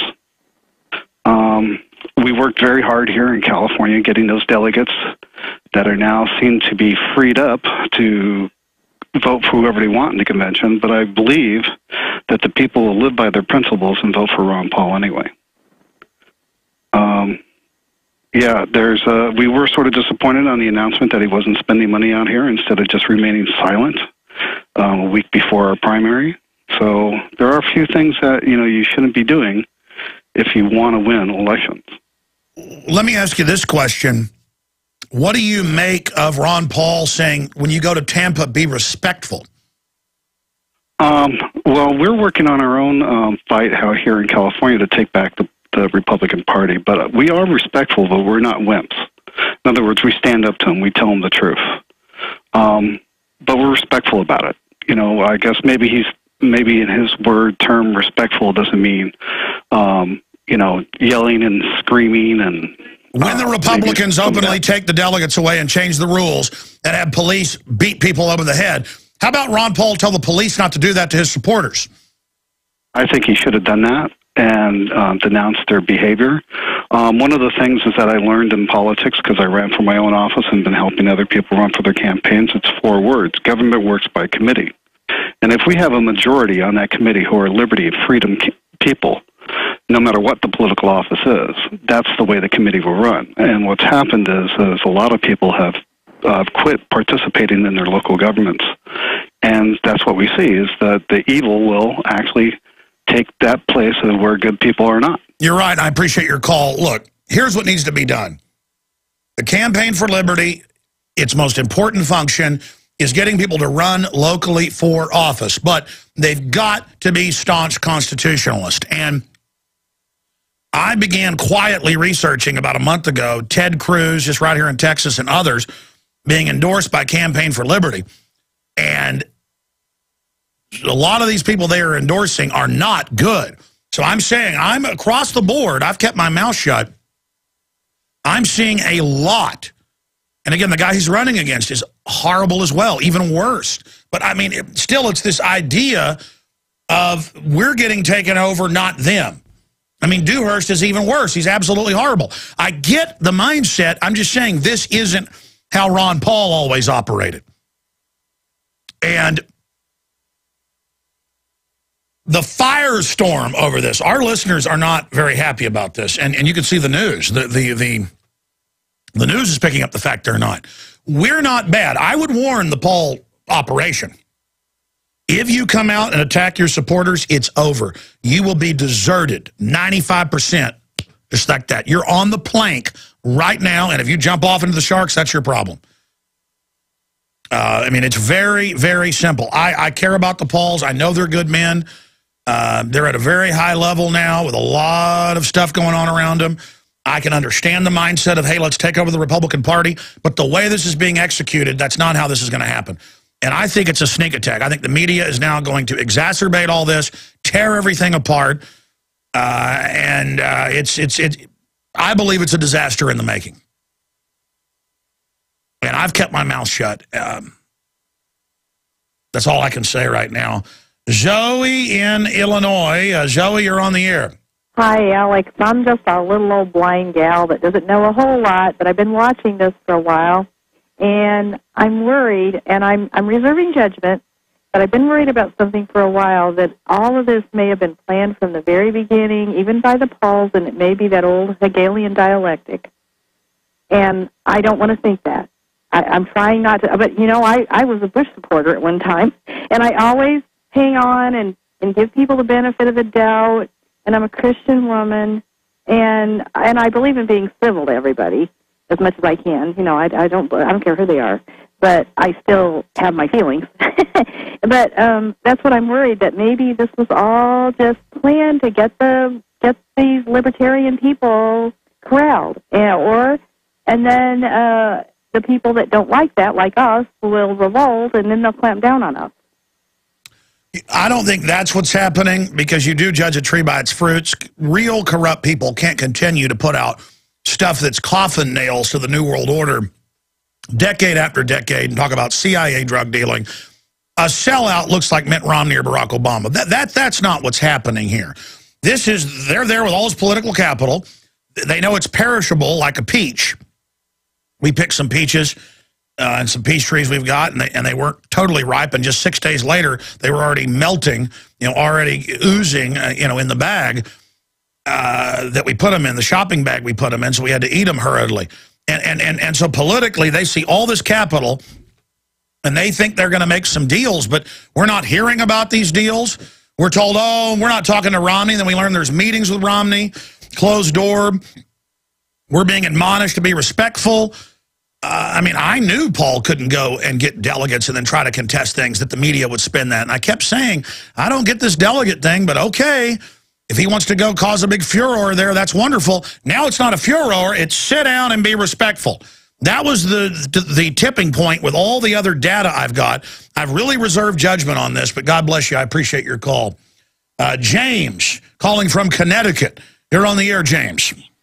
Hey, how you doing, Alex? Good. Hey, I wrote Rand Paul actually this morning. And gave him a little quote from it's actually a rapper named Immortal Technique. He says the problem with always being a conformist is that when you try to change the system from within, it's not you who changes the system. It's the system that eventually changes you. There is usually nothing wrong with compromising in the situation, but compromising yourself in a situation is another story completely. I completely believe that. I don't know what exactly he's doing. I hope he knows what he's doing, and he can, I don't really buy this whole idea that he's going to be able to change anything from the inside, because, how I just said, it's not going to be him that changes the system. The system's going to eventually change him. Well, Campaign for Liberty is now going for more and more mainline Republican types. So really, it looks like meet the new boss, same as the old boss. If we're going to replace one line of old Republicans with people like slimy Ted Cruz, then how about we get the most slimy in there and get this over with? All this creeping around business is what's destroying us. I say keep Obama in there. This country will really be in a revolution. I want my republic back, and I'm tired of a bunch of mainline Republicans, going around telling me they're going to fix everything. You guys have done nothing but sell this country out. Anything else, caller? Yeah, the only thing I say, I completely agree with you. I think that, honestly, we need to end up at the bottom, and that's the only way that anyone else is going to really wake up to this, until it's staring them in the face, it's hurting them in their stomach. That's the only way that, change is going to actually happen. So I'm right with you. I say, let's, bring it to my front doorstep. Let's do this. It's time to bring it all out in the open. They can, stop their secretive stuff. That's why Ron Paul and my listeners, and make no mistake, you're the turbo booster that got it into orbit. We got here because we're in their face with the truth, not compromising. That's what wins wars, is total commitment. We're in a war. Let's recognize it. Let's not play patty cake. I'm just telling the Pauls, your supporters aren't going to buy this. We'll be right back. Look, we owe Ron Paul and Rand Paul, by extension, a second look at all this. So I don't want everybody just to run off foaming at the mouth. I mean, what did we expect? I mean, stay in, get delegates, going to still be the president that way with a minority of delegates. He was guaranteed to hand them over to Romney. What did they think? Well, keep the campaign going, keep educating people. But then at the key moment, don't fight for Texas, don't fight for California. You just heard one of the campaign people from California earlier. I don't see Ron Paul and Rand Paul changing the Republicans. I see the Republicans changing them. And that's the issue. If I saw Romney out saying, we're going to disband the TSA, or we're going to stop the groping, I'll even take crumbs at this point. Or, you know, we're going to get out of the UN, or we're going to something. Nothing but warmongering and NDAA from Mitt Romney. And where does the polls think they're going to be in 6 months? Everybody's going to remember. We're not like mainline political idiots, Republicans and mainline, you know, Democrats and people. We're going to remember all of this. I mean, this is if you think there's an explosion today over this, imagine it down the road. This is a slow burn. As big as the explosions and fires are right now, it's only going to get bigger unless Ron Paul comes out and says specifically, and not in some little back channel email. You know, on TV they make these big announcements, and everybody, you behave yourselves. Mitt Romney's our Lord and Savior. But then emails, oh, Ron Paul still got some plans. Come there. I mean, look, the Republicans are freaked out. They know Ron Paul was the real front runner.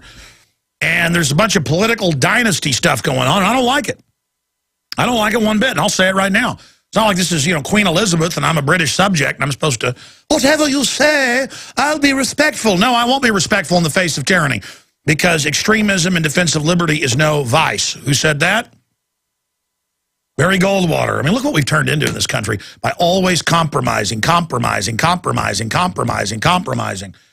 Dan in Virginia, you're on the air. Go ahead. Alex. Yes, sir. This is your Red Force cockroach videographer. And the high from this last weekend. Oh, you're the great guy. Shot 7 hours of tape for us and gave it to us. By the way, we're using some of that in a piece for the Nightly News right now.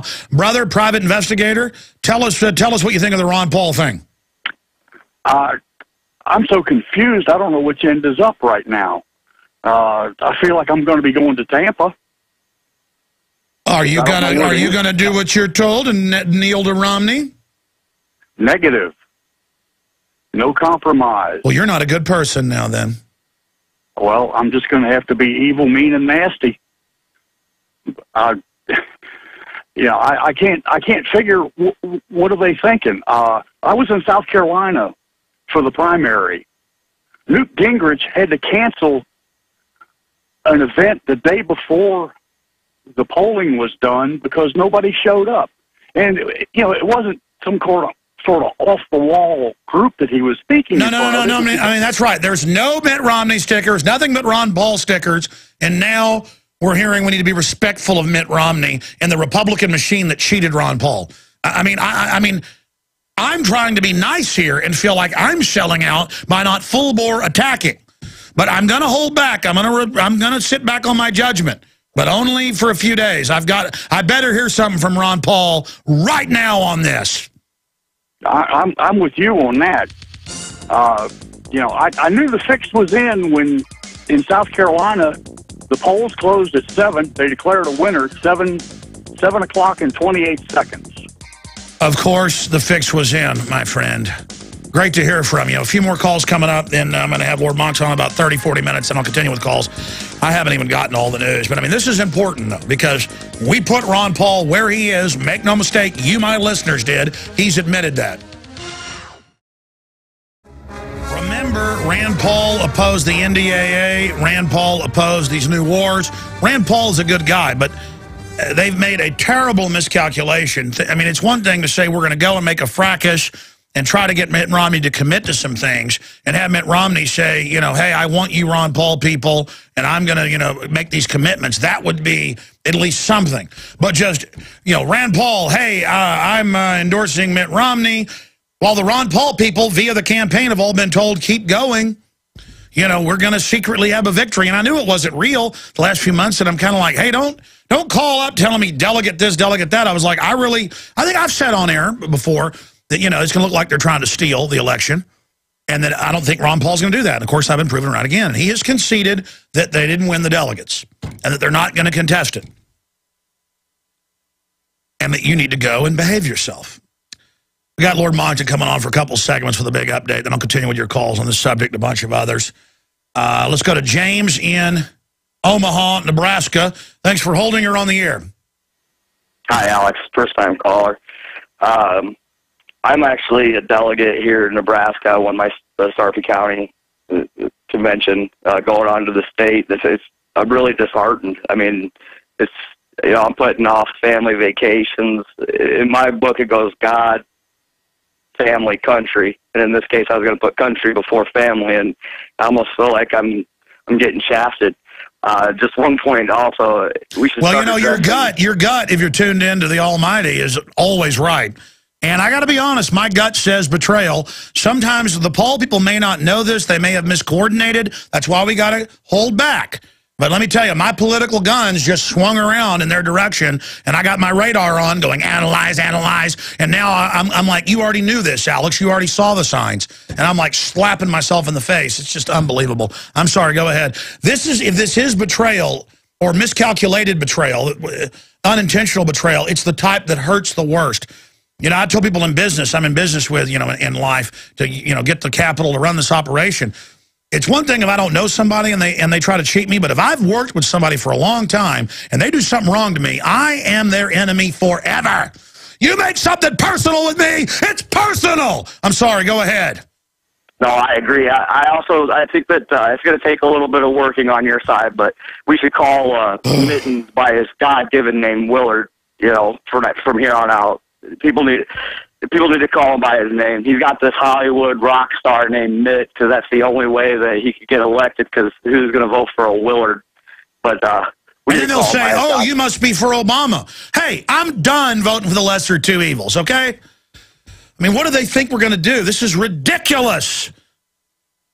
His God-given name, too. But Willard and Mary, if you can't even go by your own name that the good Lord gave you. Well, it's like Obama. He's got so many names, we don't even know what his name is. I appreciate your call. Chris in Florida, you take us out. Go ahead. Well, Alex, I've been impressed by Dr. Paul since about 1992 when I was becoming politically active and trying to decide for whom to vote when I was coming of age to vote. But he's done a great job at identifying the problem. I just don't agree with the solution of a state-mandated, commodity-based currency credit system. And now, that can be manipulated as too, but at least we're having a debate about it. That's why I look at all the options. But what do you think of what's happened currently? It's not as shocking and surprising, considering that he abstained from the NDAA vote, or in the first vote for H.R. 347, Senate Bill 1794, and that he voted for the Afghanistan police action.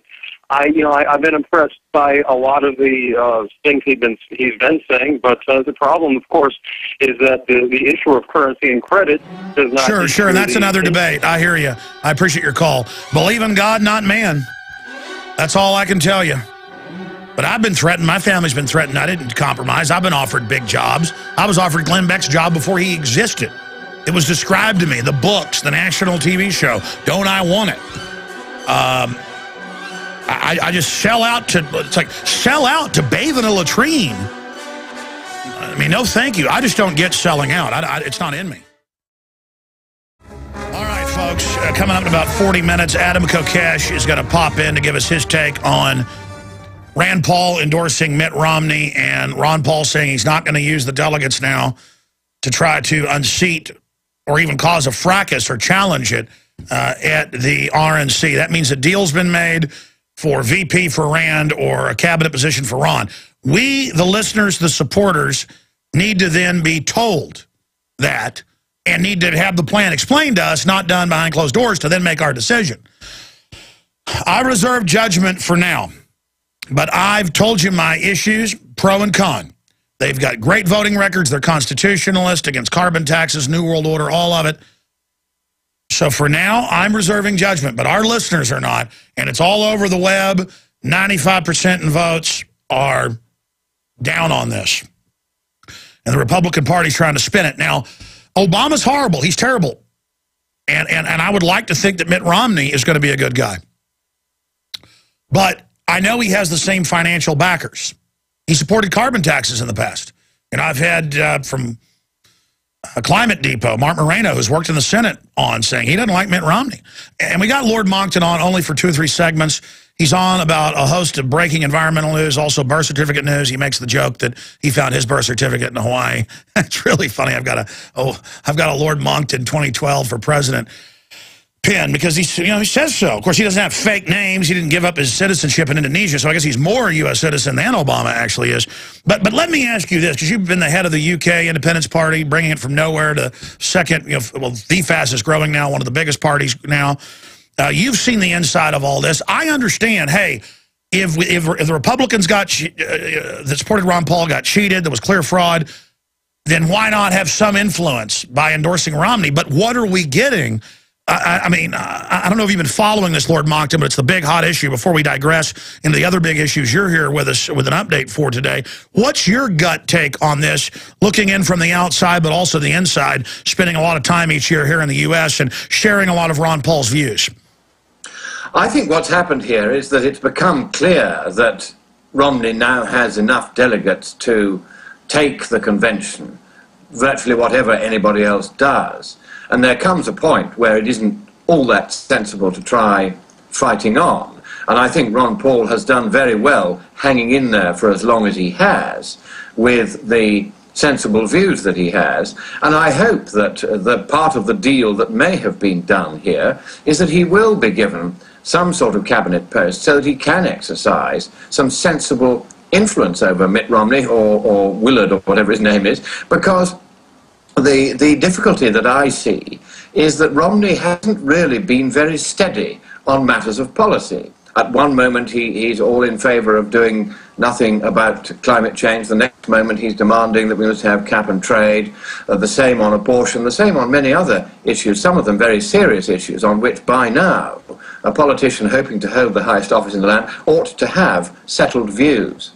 So I am concerned that he is an all things to all men candidate. And I do think that what we need, and I'm sure you agree with this, is somebody like Ron Paul who has clear views and, to my mind, very sensible views on what now needs to be done. It's very clear that the number one issue is to reduce and reduce substantially the annual deficit of the US government, because you're now borrowing very large amounts of money from China, and anyone who borrows money from another government is no longer a free and sovereign nation. You become in hoc to your debtor, and your debtor then starts calling the tune. I haven't heard enough from any of the candidates except Ron Paul about this very serious issue. Romney has been more or less entirely silent on it, and I don't think that's acceptable either. All right, so there's the perspective, and I see what you're saying. If he's not going to win, why not try to influence? And I guess if Ron Paul did get a cabinet position, and actually, I just don't see them doing that. If he gets strung along and doesn't get it, we know they got manipulated. And I just think my gut is, Lord Monckton, the supporters aren't going to buy that. They're not. It's not that they don't understand it. I just think if Romney hadn't supported abortion and carbon taxes and written Obamacare, then it would be a little different if he was a little more mainline conservative. He's so liberal, so globalist in the past, but then I see your argument. Well, get Ron Paul in there as a counterbalance. I mean, I understand those perspectives. It's just that Ron Paul's never compromised on anything, and I would see it as a compromise here. You know what? We've got to reserve judgment this far. My only issue is that the campaign played along, even though I looked at it politically and said they can't use delegates and then try to unseat him. That would be seen as stealing an election. But they used that, I guess, to keep the momentum going, and that it would then be a betrayal. That's my issue, Christopher Monckton, Lord Monckton. I can see that very much. And I think we now have to hope and pray that Mitt Romney, who does look like ending up as the official Republican candidate, is going to toughen up his act and raise his game. I think he does have one advantage, which is these days frighteningly rare in politics. He has set up and grown and run what is now a very successful international business. And at least, therefore, he knows how many beans make five, which is more than can be said of the amateur. I think that's the epithet everybody's now using of President Obama, after a book by a New York Times journalist, of all people, called The Amateur, describing the really catastrophic performance of Obama in office. Obama thinks there's 47 states. Absolutely. Let's shift gears out of that. I mean, not 47, 57 states. I'm now channeling Obama, not 50. Lord Monckton, shifting gears, what's the latest you've got breaking from Hawaii?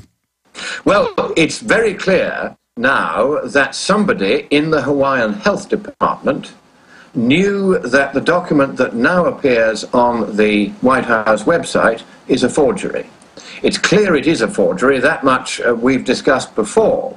But it's now clear, and I did an analysis on this for my fellow hereditary peers, those are the people who don't have a seat or vote but still take an interest in politics, but have a historic connection with the House of Lords. And I do papers for them from time to time, and they do them for me.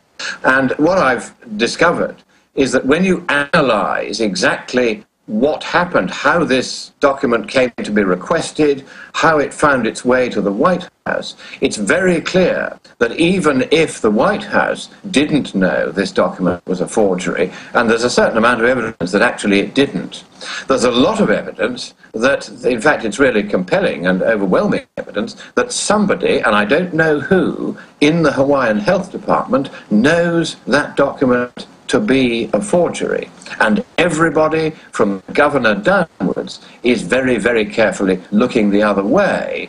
But I don't think that's now going to be a sustainable position.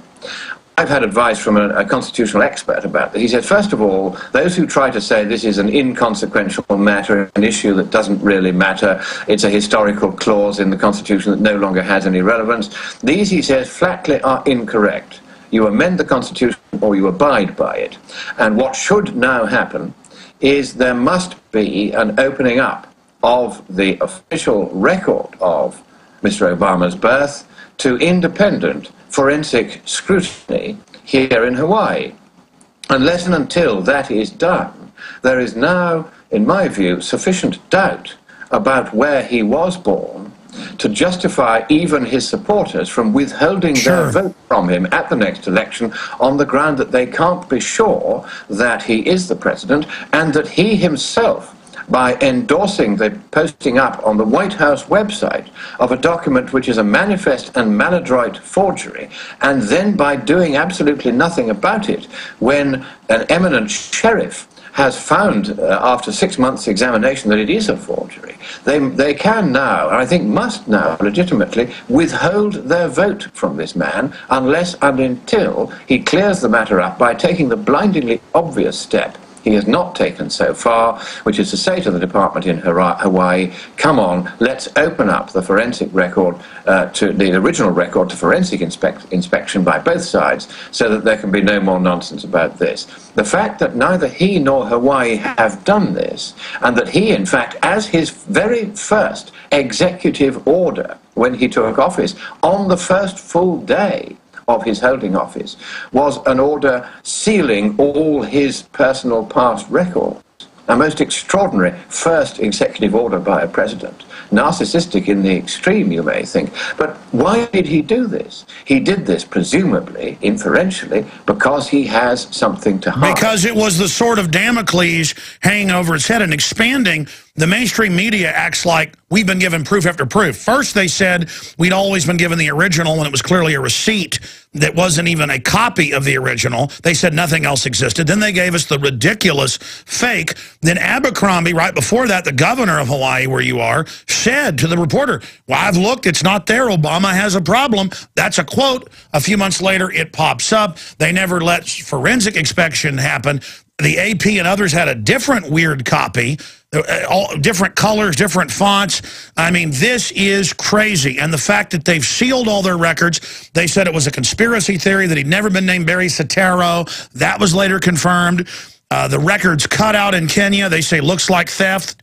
There wouldn't be records if it hadn't been there. This is pretty scary, the blackmail potential of this, Lord Monckton. Well, this is another big problem. There are people who know exactly what the true position is. At least two, as far as I can track down, here in Hawaii, know exactly what that position is. And, you know, it would not surprise me, given the visit here last week by Sheriff Arpaio's cold case posse, it would not surprise me at all that they are on the trail of these people and will eventually be working with the Hawaii Police Department to feel some collars, as we say in Britain. I don't think this is going to go away now, and I think it's not going to go away for one rather startling reason, which was given to me by the very eminent constitutional expert whom I consulted. He said, I'll tell you what, Lord Monckton, stay there. We got to go to break. Tell us about this big bombshell on the other side, and then we'll continue with phone calls. Adam Kokesh popping in. Lord Monckton is our guest. We'll give you his website when we come back. All right, we're getting a quick update from Lord Monckton right now. We're almost out of time with him. I'd like to welcome him back next week for a full hour if he can do it. We've got all this breaking Ron Paul news, and I've got some other important news I need to hit before this hour's up. So what was the big intel you got from a constitutional scholar, Lord Monckton? It's very interesting. This is an experienced lawyer, long in practice in constitutional law. He's appeared before the Supreme Court. He knows his way around.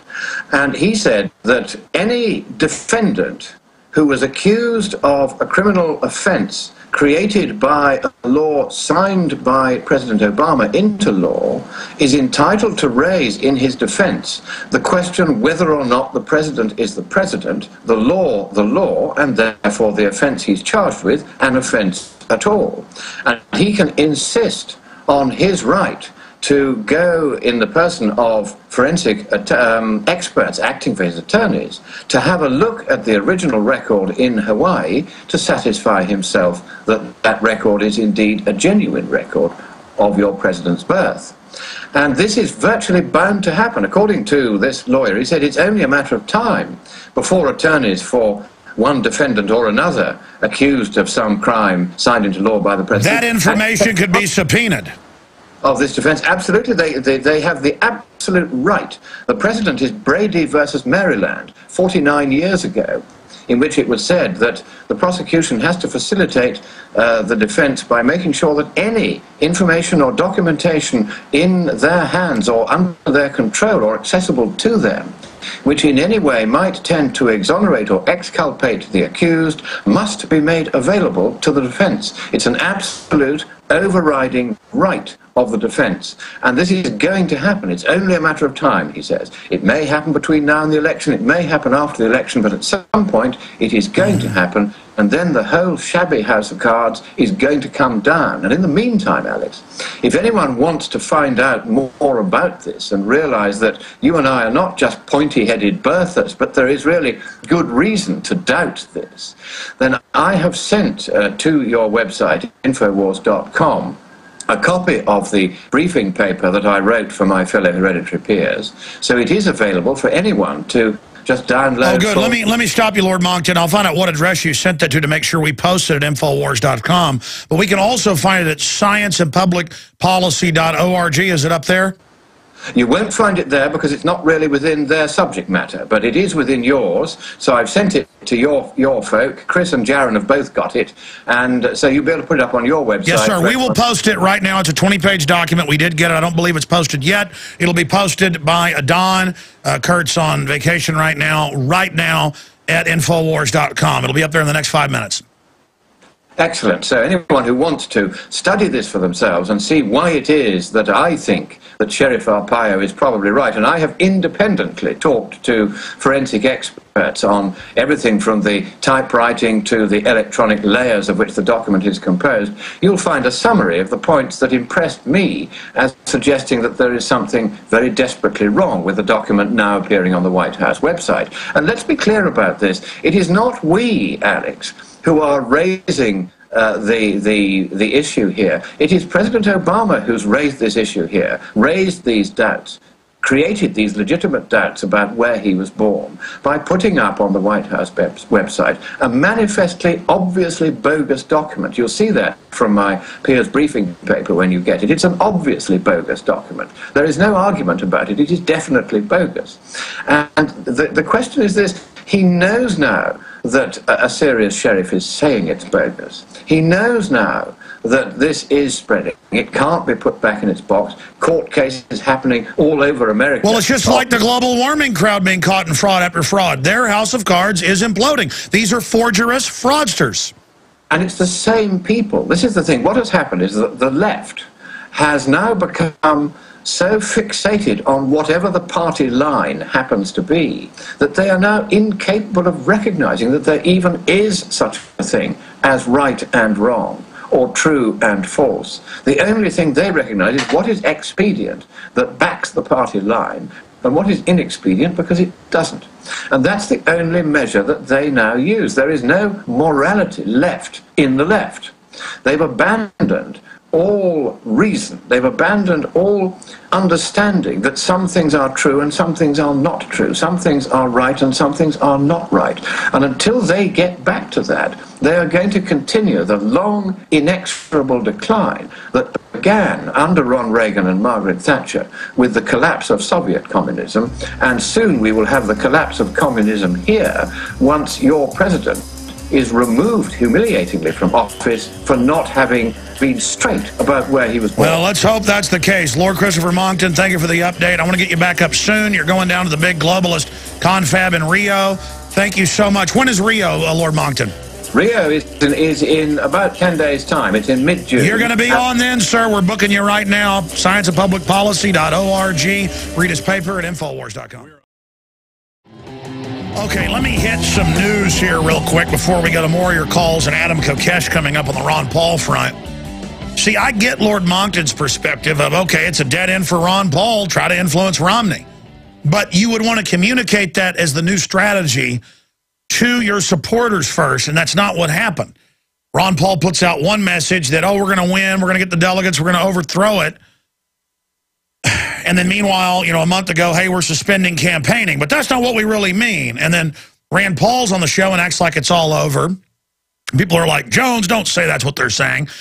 Again, it's delusional. And I'm just telling you how the listeners, how the supporters of Ron Paul and Rand Paul are going to take this. And it's incredibly negative. But again, they've done a great job with their votes, with what they've done. They're great men. I'm not saying they're bad guys, but if they're trying to merge the Republican Party, we need to let them know we don't like what's happening. Before I go back to your calls and then Adam Kokesh, I want to shift gears here. This story is up on the Drudge Report, drudgereport.com. It originates from Infowars.com. Green Police, Miami Beach to make recycling compulsory, $2,500 fine. Now, they've already started this in Australia, England, and areas, and in New York. What is it, $1,000 fine for cat litter in the ladies' trash. And they come and search your trash, and they get block captains who get part of the tickets. They're like meter maids. $2,000 a day fines for dust in your barn. I mean, this is meant to shut us down. The big factories, they're exempt. Animal ID, premises ID, all of this. Audi's infamous Green Police Super Bowl commercial may not be far off. Well, the makers were in the San Francisco Chronicle saying, we're here to acclimate you. This is the plan. Miami Beach has passed an ordinance that makes recycling compulsory with those who fail to comply under threat of fines of $2,500, Miami Herald reports. Now, it's just like all the other garbage we see. This is tyranny. This is not... Madoff can steal money. Only after incredible pressure does he get in trouble. Corzine can steal money, doesn't get in trouble. All of this, I mean, that's the real crime going on. And no amount of tax raising, no amount of this is going to keep the government going. It's designed to collapse. Now, I want to go shift gears into some other areas. I saw a story out of WHTC radio saying, what if, truly a moot point? And they go on to say, so what if they're putting in all over the country pre-crime cameras that track what you're doing? If you don't just walk straight on the subway or on the sidewalk, if you stop and read something, the police come, that's suspicious. And they say, so what? It's a moot point.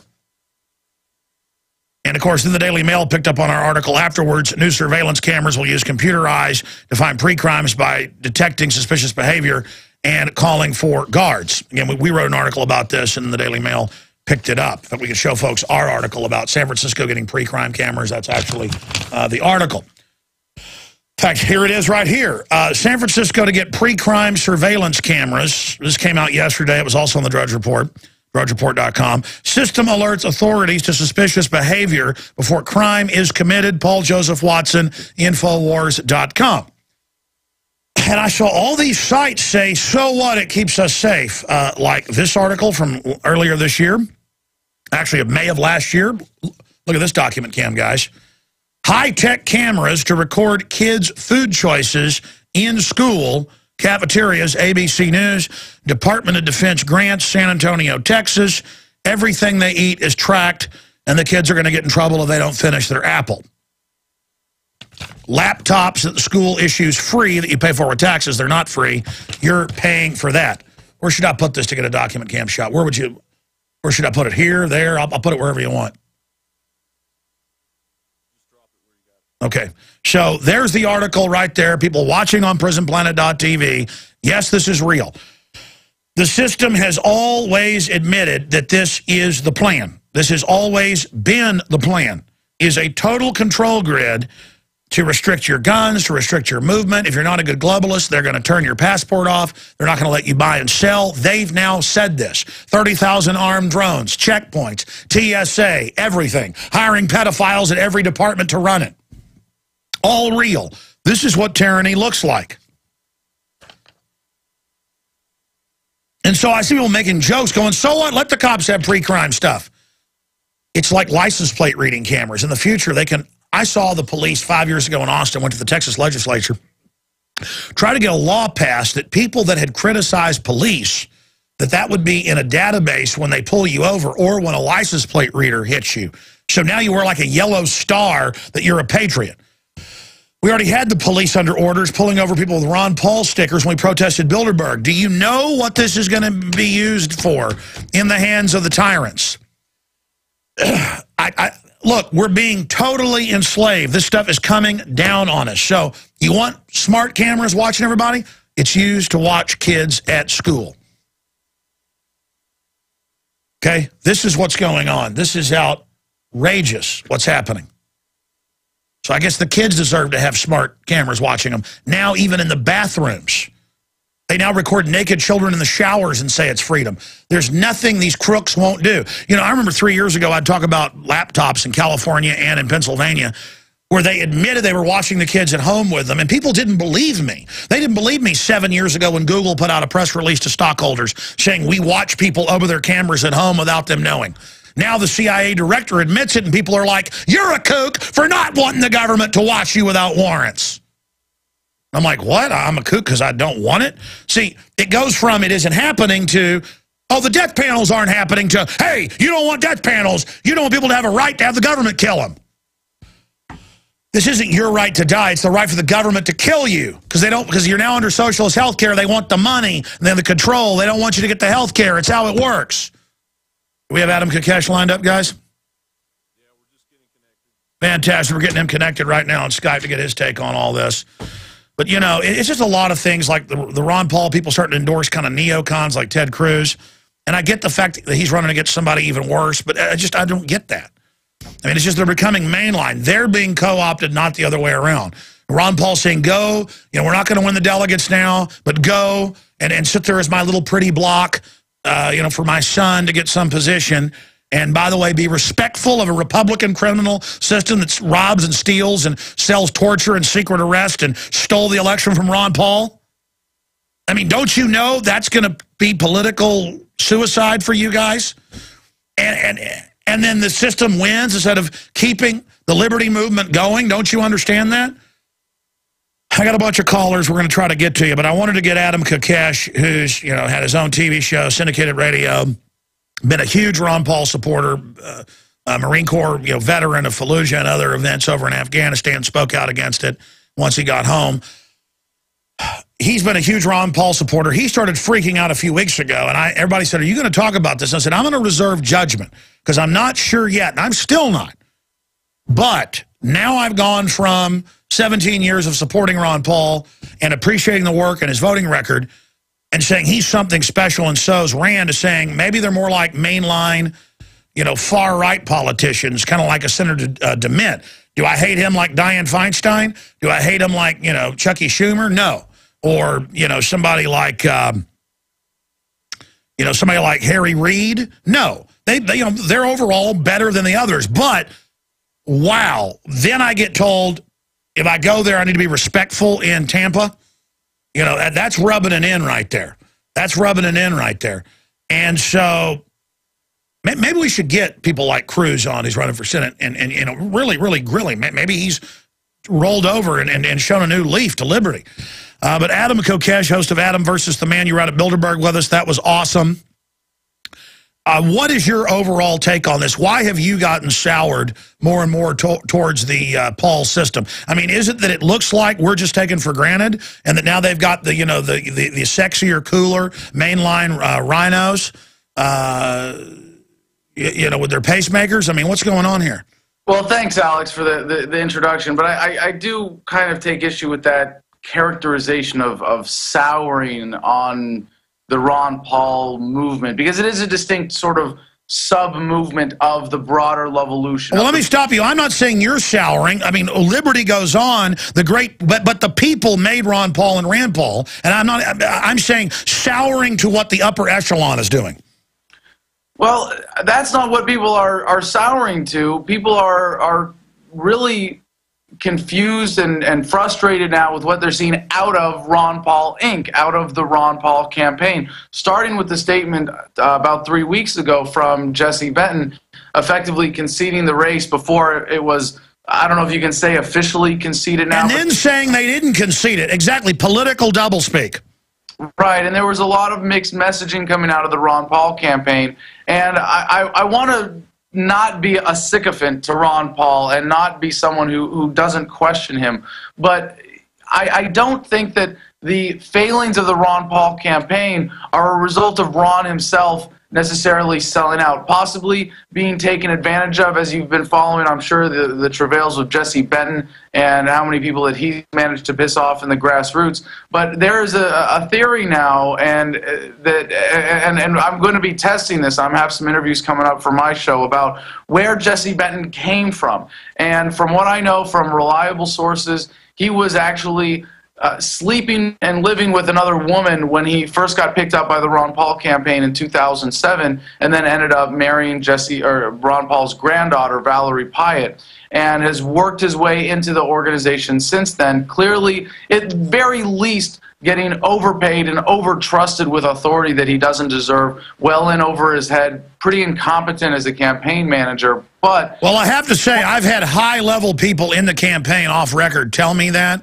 And I mean, the most senior people just say they do not know what they're doing. And I think we should give them the benefit of the doubt and say, for now, that's what's happening. I mean, to be clear here, you're saying you take issue with the souring point. I meant souring with, yes, what the echelon, what the leadership of Campaign for Liberty, Ron Paul, Inc. was doing. We here, as original supporters, myself 17 years, we have a right to say, hey, you know, suddenly don't have the delegates contest. Suddenly Mitt Romney's great. I mean, Mitt Romney has got a pretty bad record. And Paul, but to stick with what's happening with Ron, because Ron is the center of this. He is the center of the movement. He is the one who commands the organization of Ron Paul Inc., Campaign for Liberty, his presidential campaign, the Liberty PAC, various other organizations that are all a part of this that have gotten Jesse Benton over $500,000 in the last year in salary and various kickbacks. But Trygve Olsen was involved with all of the color revolutions, has been a long-time interventionist, and was the adult in the room that Mitch McConnell sent to help run the Kentucky race for Rand Paul that Jesse Benton managed and takes after the Republicans tried to shoot Rand down. Right.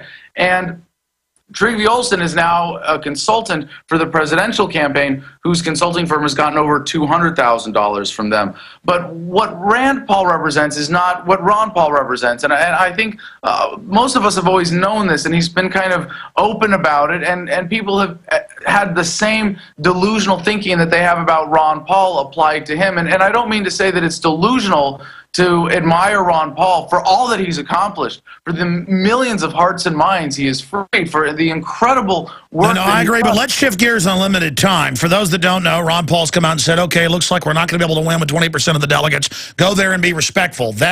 Be respectful of all the stuff the Republican machine's done. I don't like that. And I'm allowed as an evil American to have my views here. And Ron Paul said 4 years ago, we put them on the map early on with half their contributions from my show. And we've been there the entire time. I'm telling you, my listeners 95%, we've got polls going, are very upset. I'm just saying the campaign needs to be clear about this, and if people have been speaking for them that aren't right, or if things have gotten off track, they need to get back on track right now. That's my question to you, Adam, with your hand on the pulse of the grassroots. Is this as explosively dangerous to the whole Paul Inc., which I want to continue and be constitutional, as I see it being dangerous? Well, in a way, Ron Paul Inc. is now at odds with the movement that Ron inspired, and that's the challenge here. And really, this falls at Ron's feet, and you're correct. And Alex, I hope to see you in Tampa. Are you going to be there?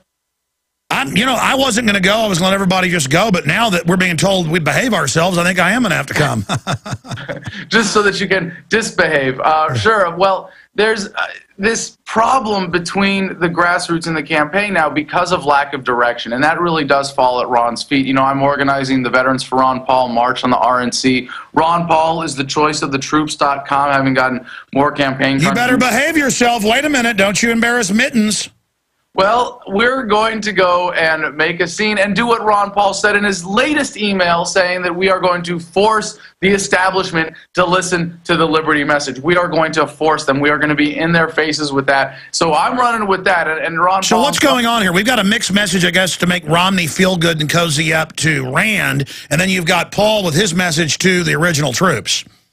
Well, everybody's looking at Ron Paul, and the million-dollar question is, what is he going to do with all of this momentum? Is he going to demand a speaking spot? And if he does, what's he going to say? Is he going to call out? Yeah, that's not enough. That's not enough. We want to go take it over and have a huge fracas or run third party to inject real issues. Or have the culmination of the Ron Paul revolution be Secretary of the Transportation Department, Rand Paul. And I don't think that's going to cut it either. So there's this idea that the Republican Party is the face of the military-industrial complex. The real purpose of the Republican establishment is to subvert the legitimate American will to freedom, the desire to create a truly American society and pervert it with interventionism, to pervert it with the modern warfare The state. opposite of what George Washington stood for. Empire America versus Republic America. And that's why Jesse Benton may have been sent by the establishment to get Trygve Olsen into Ron's inner circle and to support Rand Paul and to convince Ron to do all of these things that are contrary to his message. So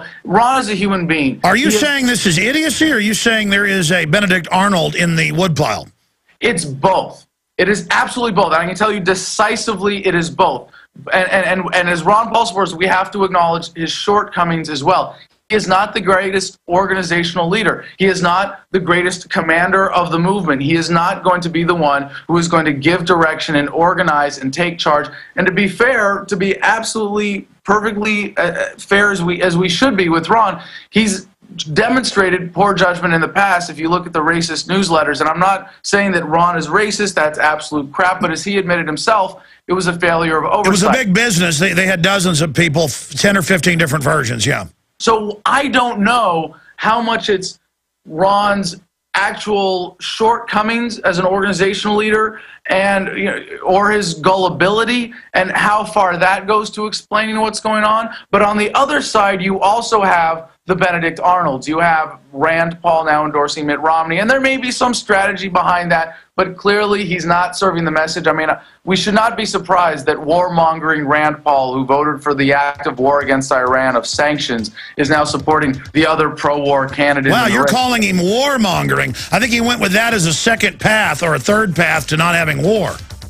Well, that's like, hey, let's just have a little bit of war. Let's just have a little bit of tyranny and fascism. But there are lots of... stay there. Final segment. I'll have to go into overdrive to take calls. And if you don't have time, I got the nightly news to do. Man, this is crazy. But we as Ron Paul supporters, we put him on the map. We're allowed to get angry. Yeah, ladies and gentlemen, we're not backing off. We're constitutionalists. We're going to kick the foreign banks out of this country. We're going to restore the republic. We've had incredible success using Ron Paul as a vehicle to educate people. The fight goes on. Talking to Adam Kokesh, I've talked to senior people. They've sat out there when they've been guests on the show, senior in the campaign, and said, what's going on here and there? And they're like, oh, man, they don't know what they're doing. They're like 25 years old. The people that are older on the campaign actually aren't running things. But I never said all that on air. So I want to think it's been, because nobody's perfect when you're in the arena, this fog of political war, all of that. But whoever told Ron Paul to come out and say, after we're going to go and fight with the delegates, to now, well, it's clear we can't win, so we're just going to go and be respectful, and then ran a little too sweetie cake over Mitt Romney. And I understand it's an honor to get considered for vice president. I understand the lofty power and all that. But I've been offered power and didn't sell out. And look, I was already very successful, probably more so because I didn't sell out. I did it my way, as Frank Sinatra would say. But because you can't compromise with this. There's no way they're going to influence Romney. It's going to be the other way around. And I knew instinctively this morning when I got up and saw this, it's been out since last night, that people weren't going to go along with this. So I don't know. In closing, Adam Kokesh, we're going to come back in overdrive, take a few calls for folks that are holding, but in the 3-4 minutes we have left, repeat what you said to me during the break, because, and folks, don't press me to say names or I will, okay, about campaign people. I didn't want to go here, but I'm not going to sit by and be told I've got to worship Mitt Romney. It ain't happening, okay, and it's not that I love Obama. It's just that trick has worn out here. I get the left-right paradigm. I mean, it's either the incompetence or the Benedict Arnold theory. What do you think's happening here?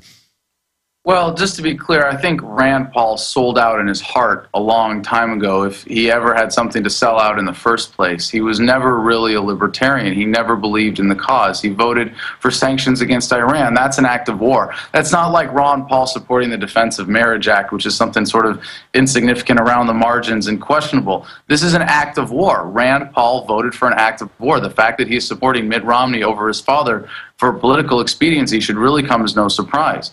But what I was saying is that the actions that we see out of Ron Paul Inc., in some ways a betrayal of the grassroots, are a combination of the, I don't want to say incompetency, but maybe shortcomings of Ron Paul as an organizational leader on one hand, and the corruption of his organization by leeches and those who would subvert what he is actually trying to do on the other. So how much of each constitutes what's actually happening, it's hard to say, but at very least, Jesse Benton is a huge leech on the campaign, grossly overpaid, incredibly incompetent, but we have to see what Ron has been trying to do here. And I gotta say, from everything that I've seen, and I don't have time to get into each of the points that has led me to the conclusion that Ron Paul was never running to win in the first place, I don't think that that's what he was doing. I think he was running to get as close to winning without actually being a threat to winning as possible and have as much of an impact on changing the dialogue and helping take over the party as possible. Yeah, it's an info war, and so this is really his plan, and he needs to come out and state that instead of playing along like he was really moving to win.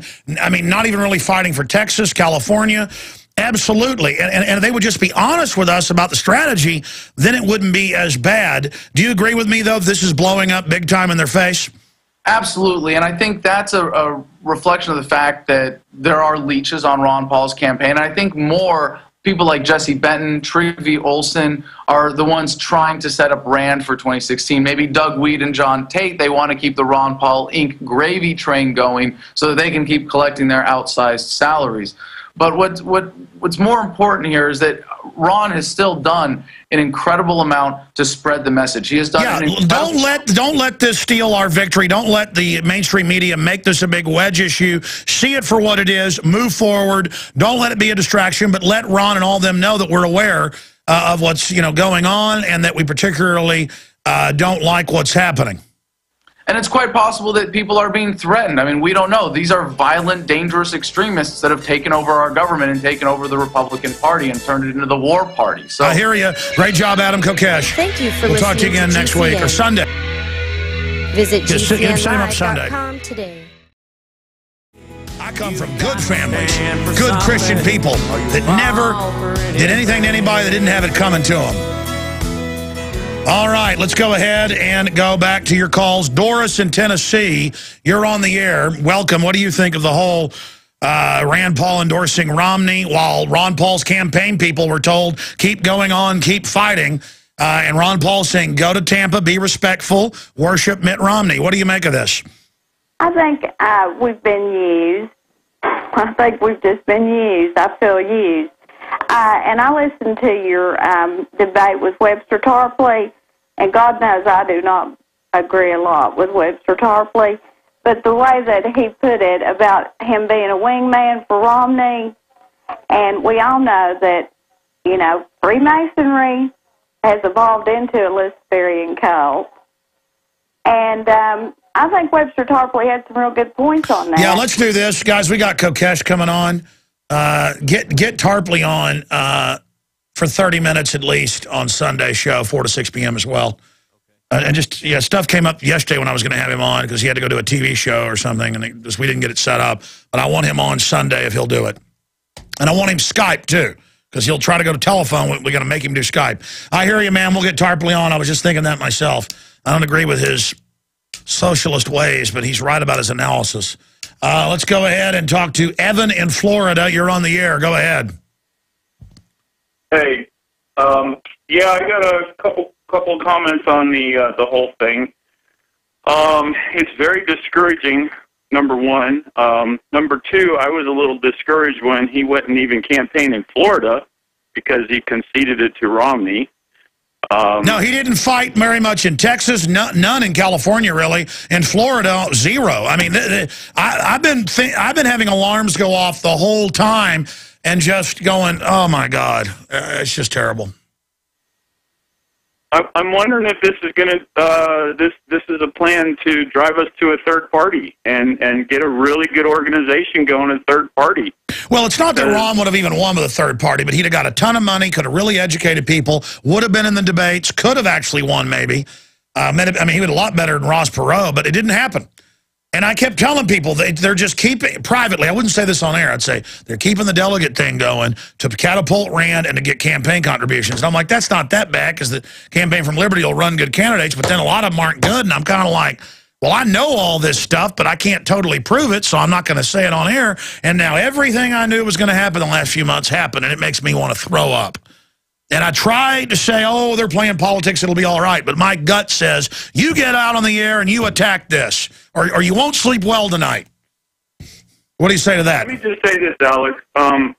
Ben Swan had a link on Daily Paul, and there's one there now under the Ron Paul email thing on 6/6/12. And what it is, it's a reference to 11 CFR, 42 USC, and 2 USC, saying that there is no binding of delegates. It's illegal under federal law to bind delegates. I know, but I told everybody that they will... See, it's over, though. It's over. That's one thing I don't have to hear this about delegates anymore. They were never going to use those delegates unless they had the majority because the media would spin it as stealing an election. The media would you understand that. And I had to hear it from my own crew over and over again, and I let them henpeck me. But I told them all. I said, you're wrong, I'm right, watch. And I'm right again. Nightly news, of course, 7 o'clock tonight. Then there's the Sunday show. We're still here, 4 to 6 p.m. Central. I'm Alex Jones, Infowars.com.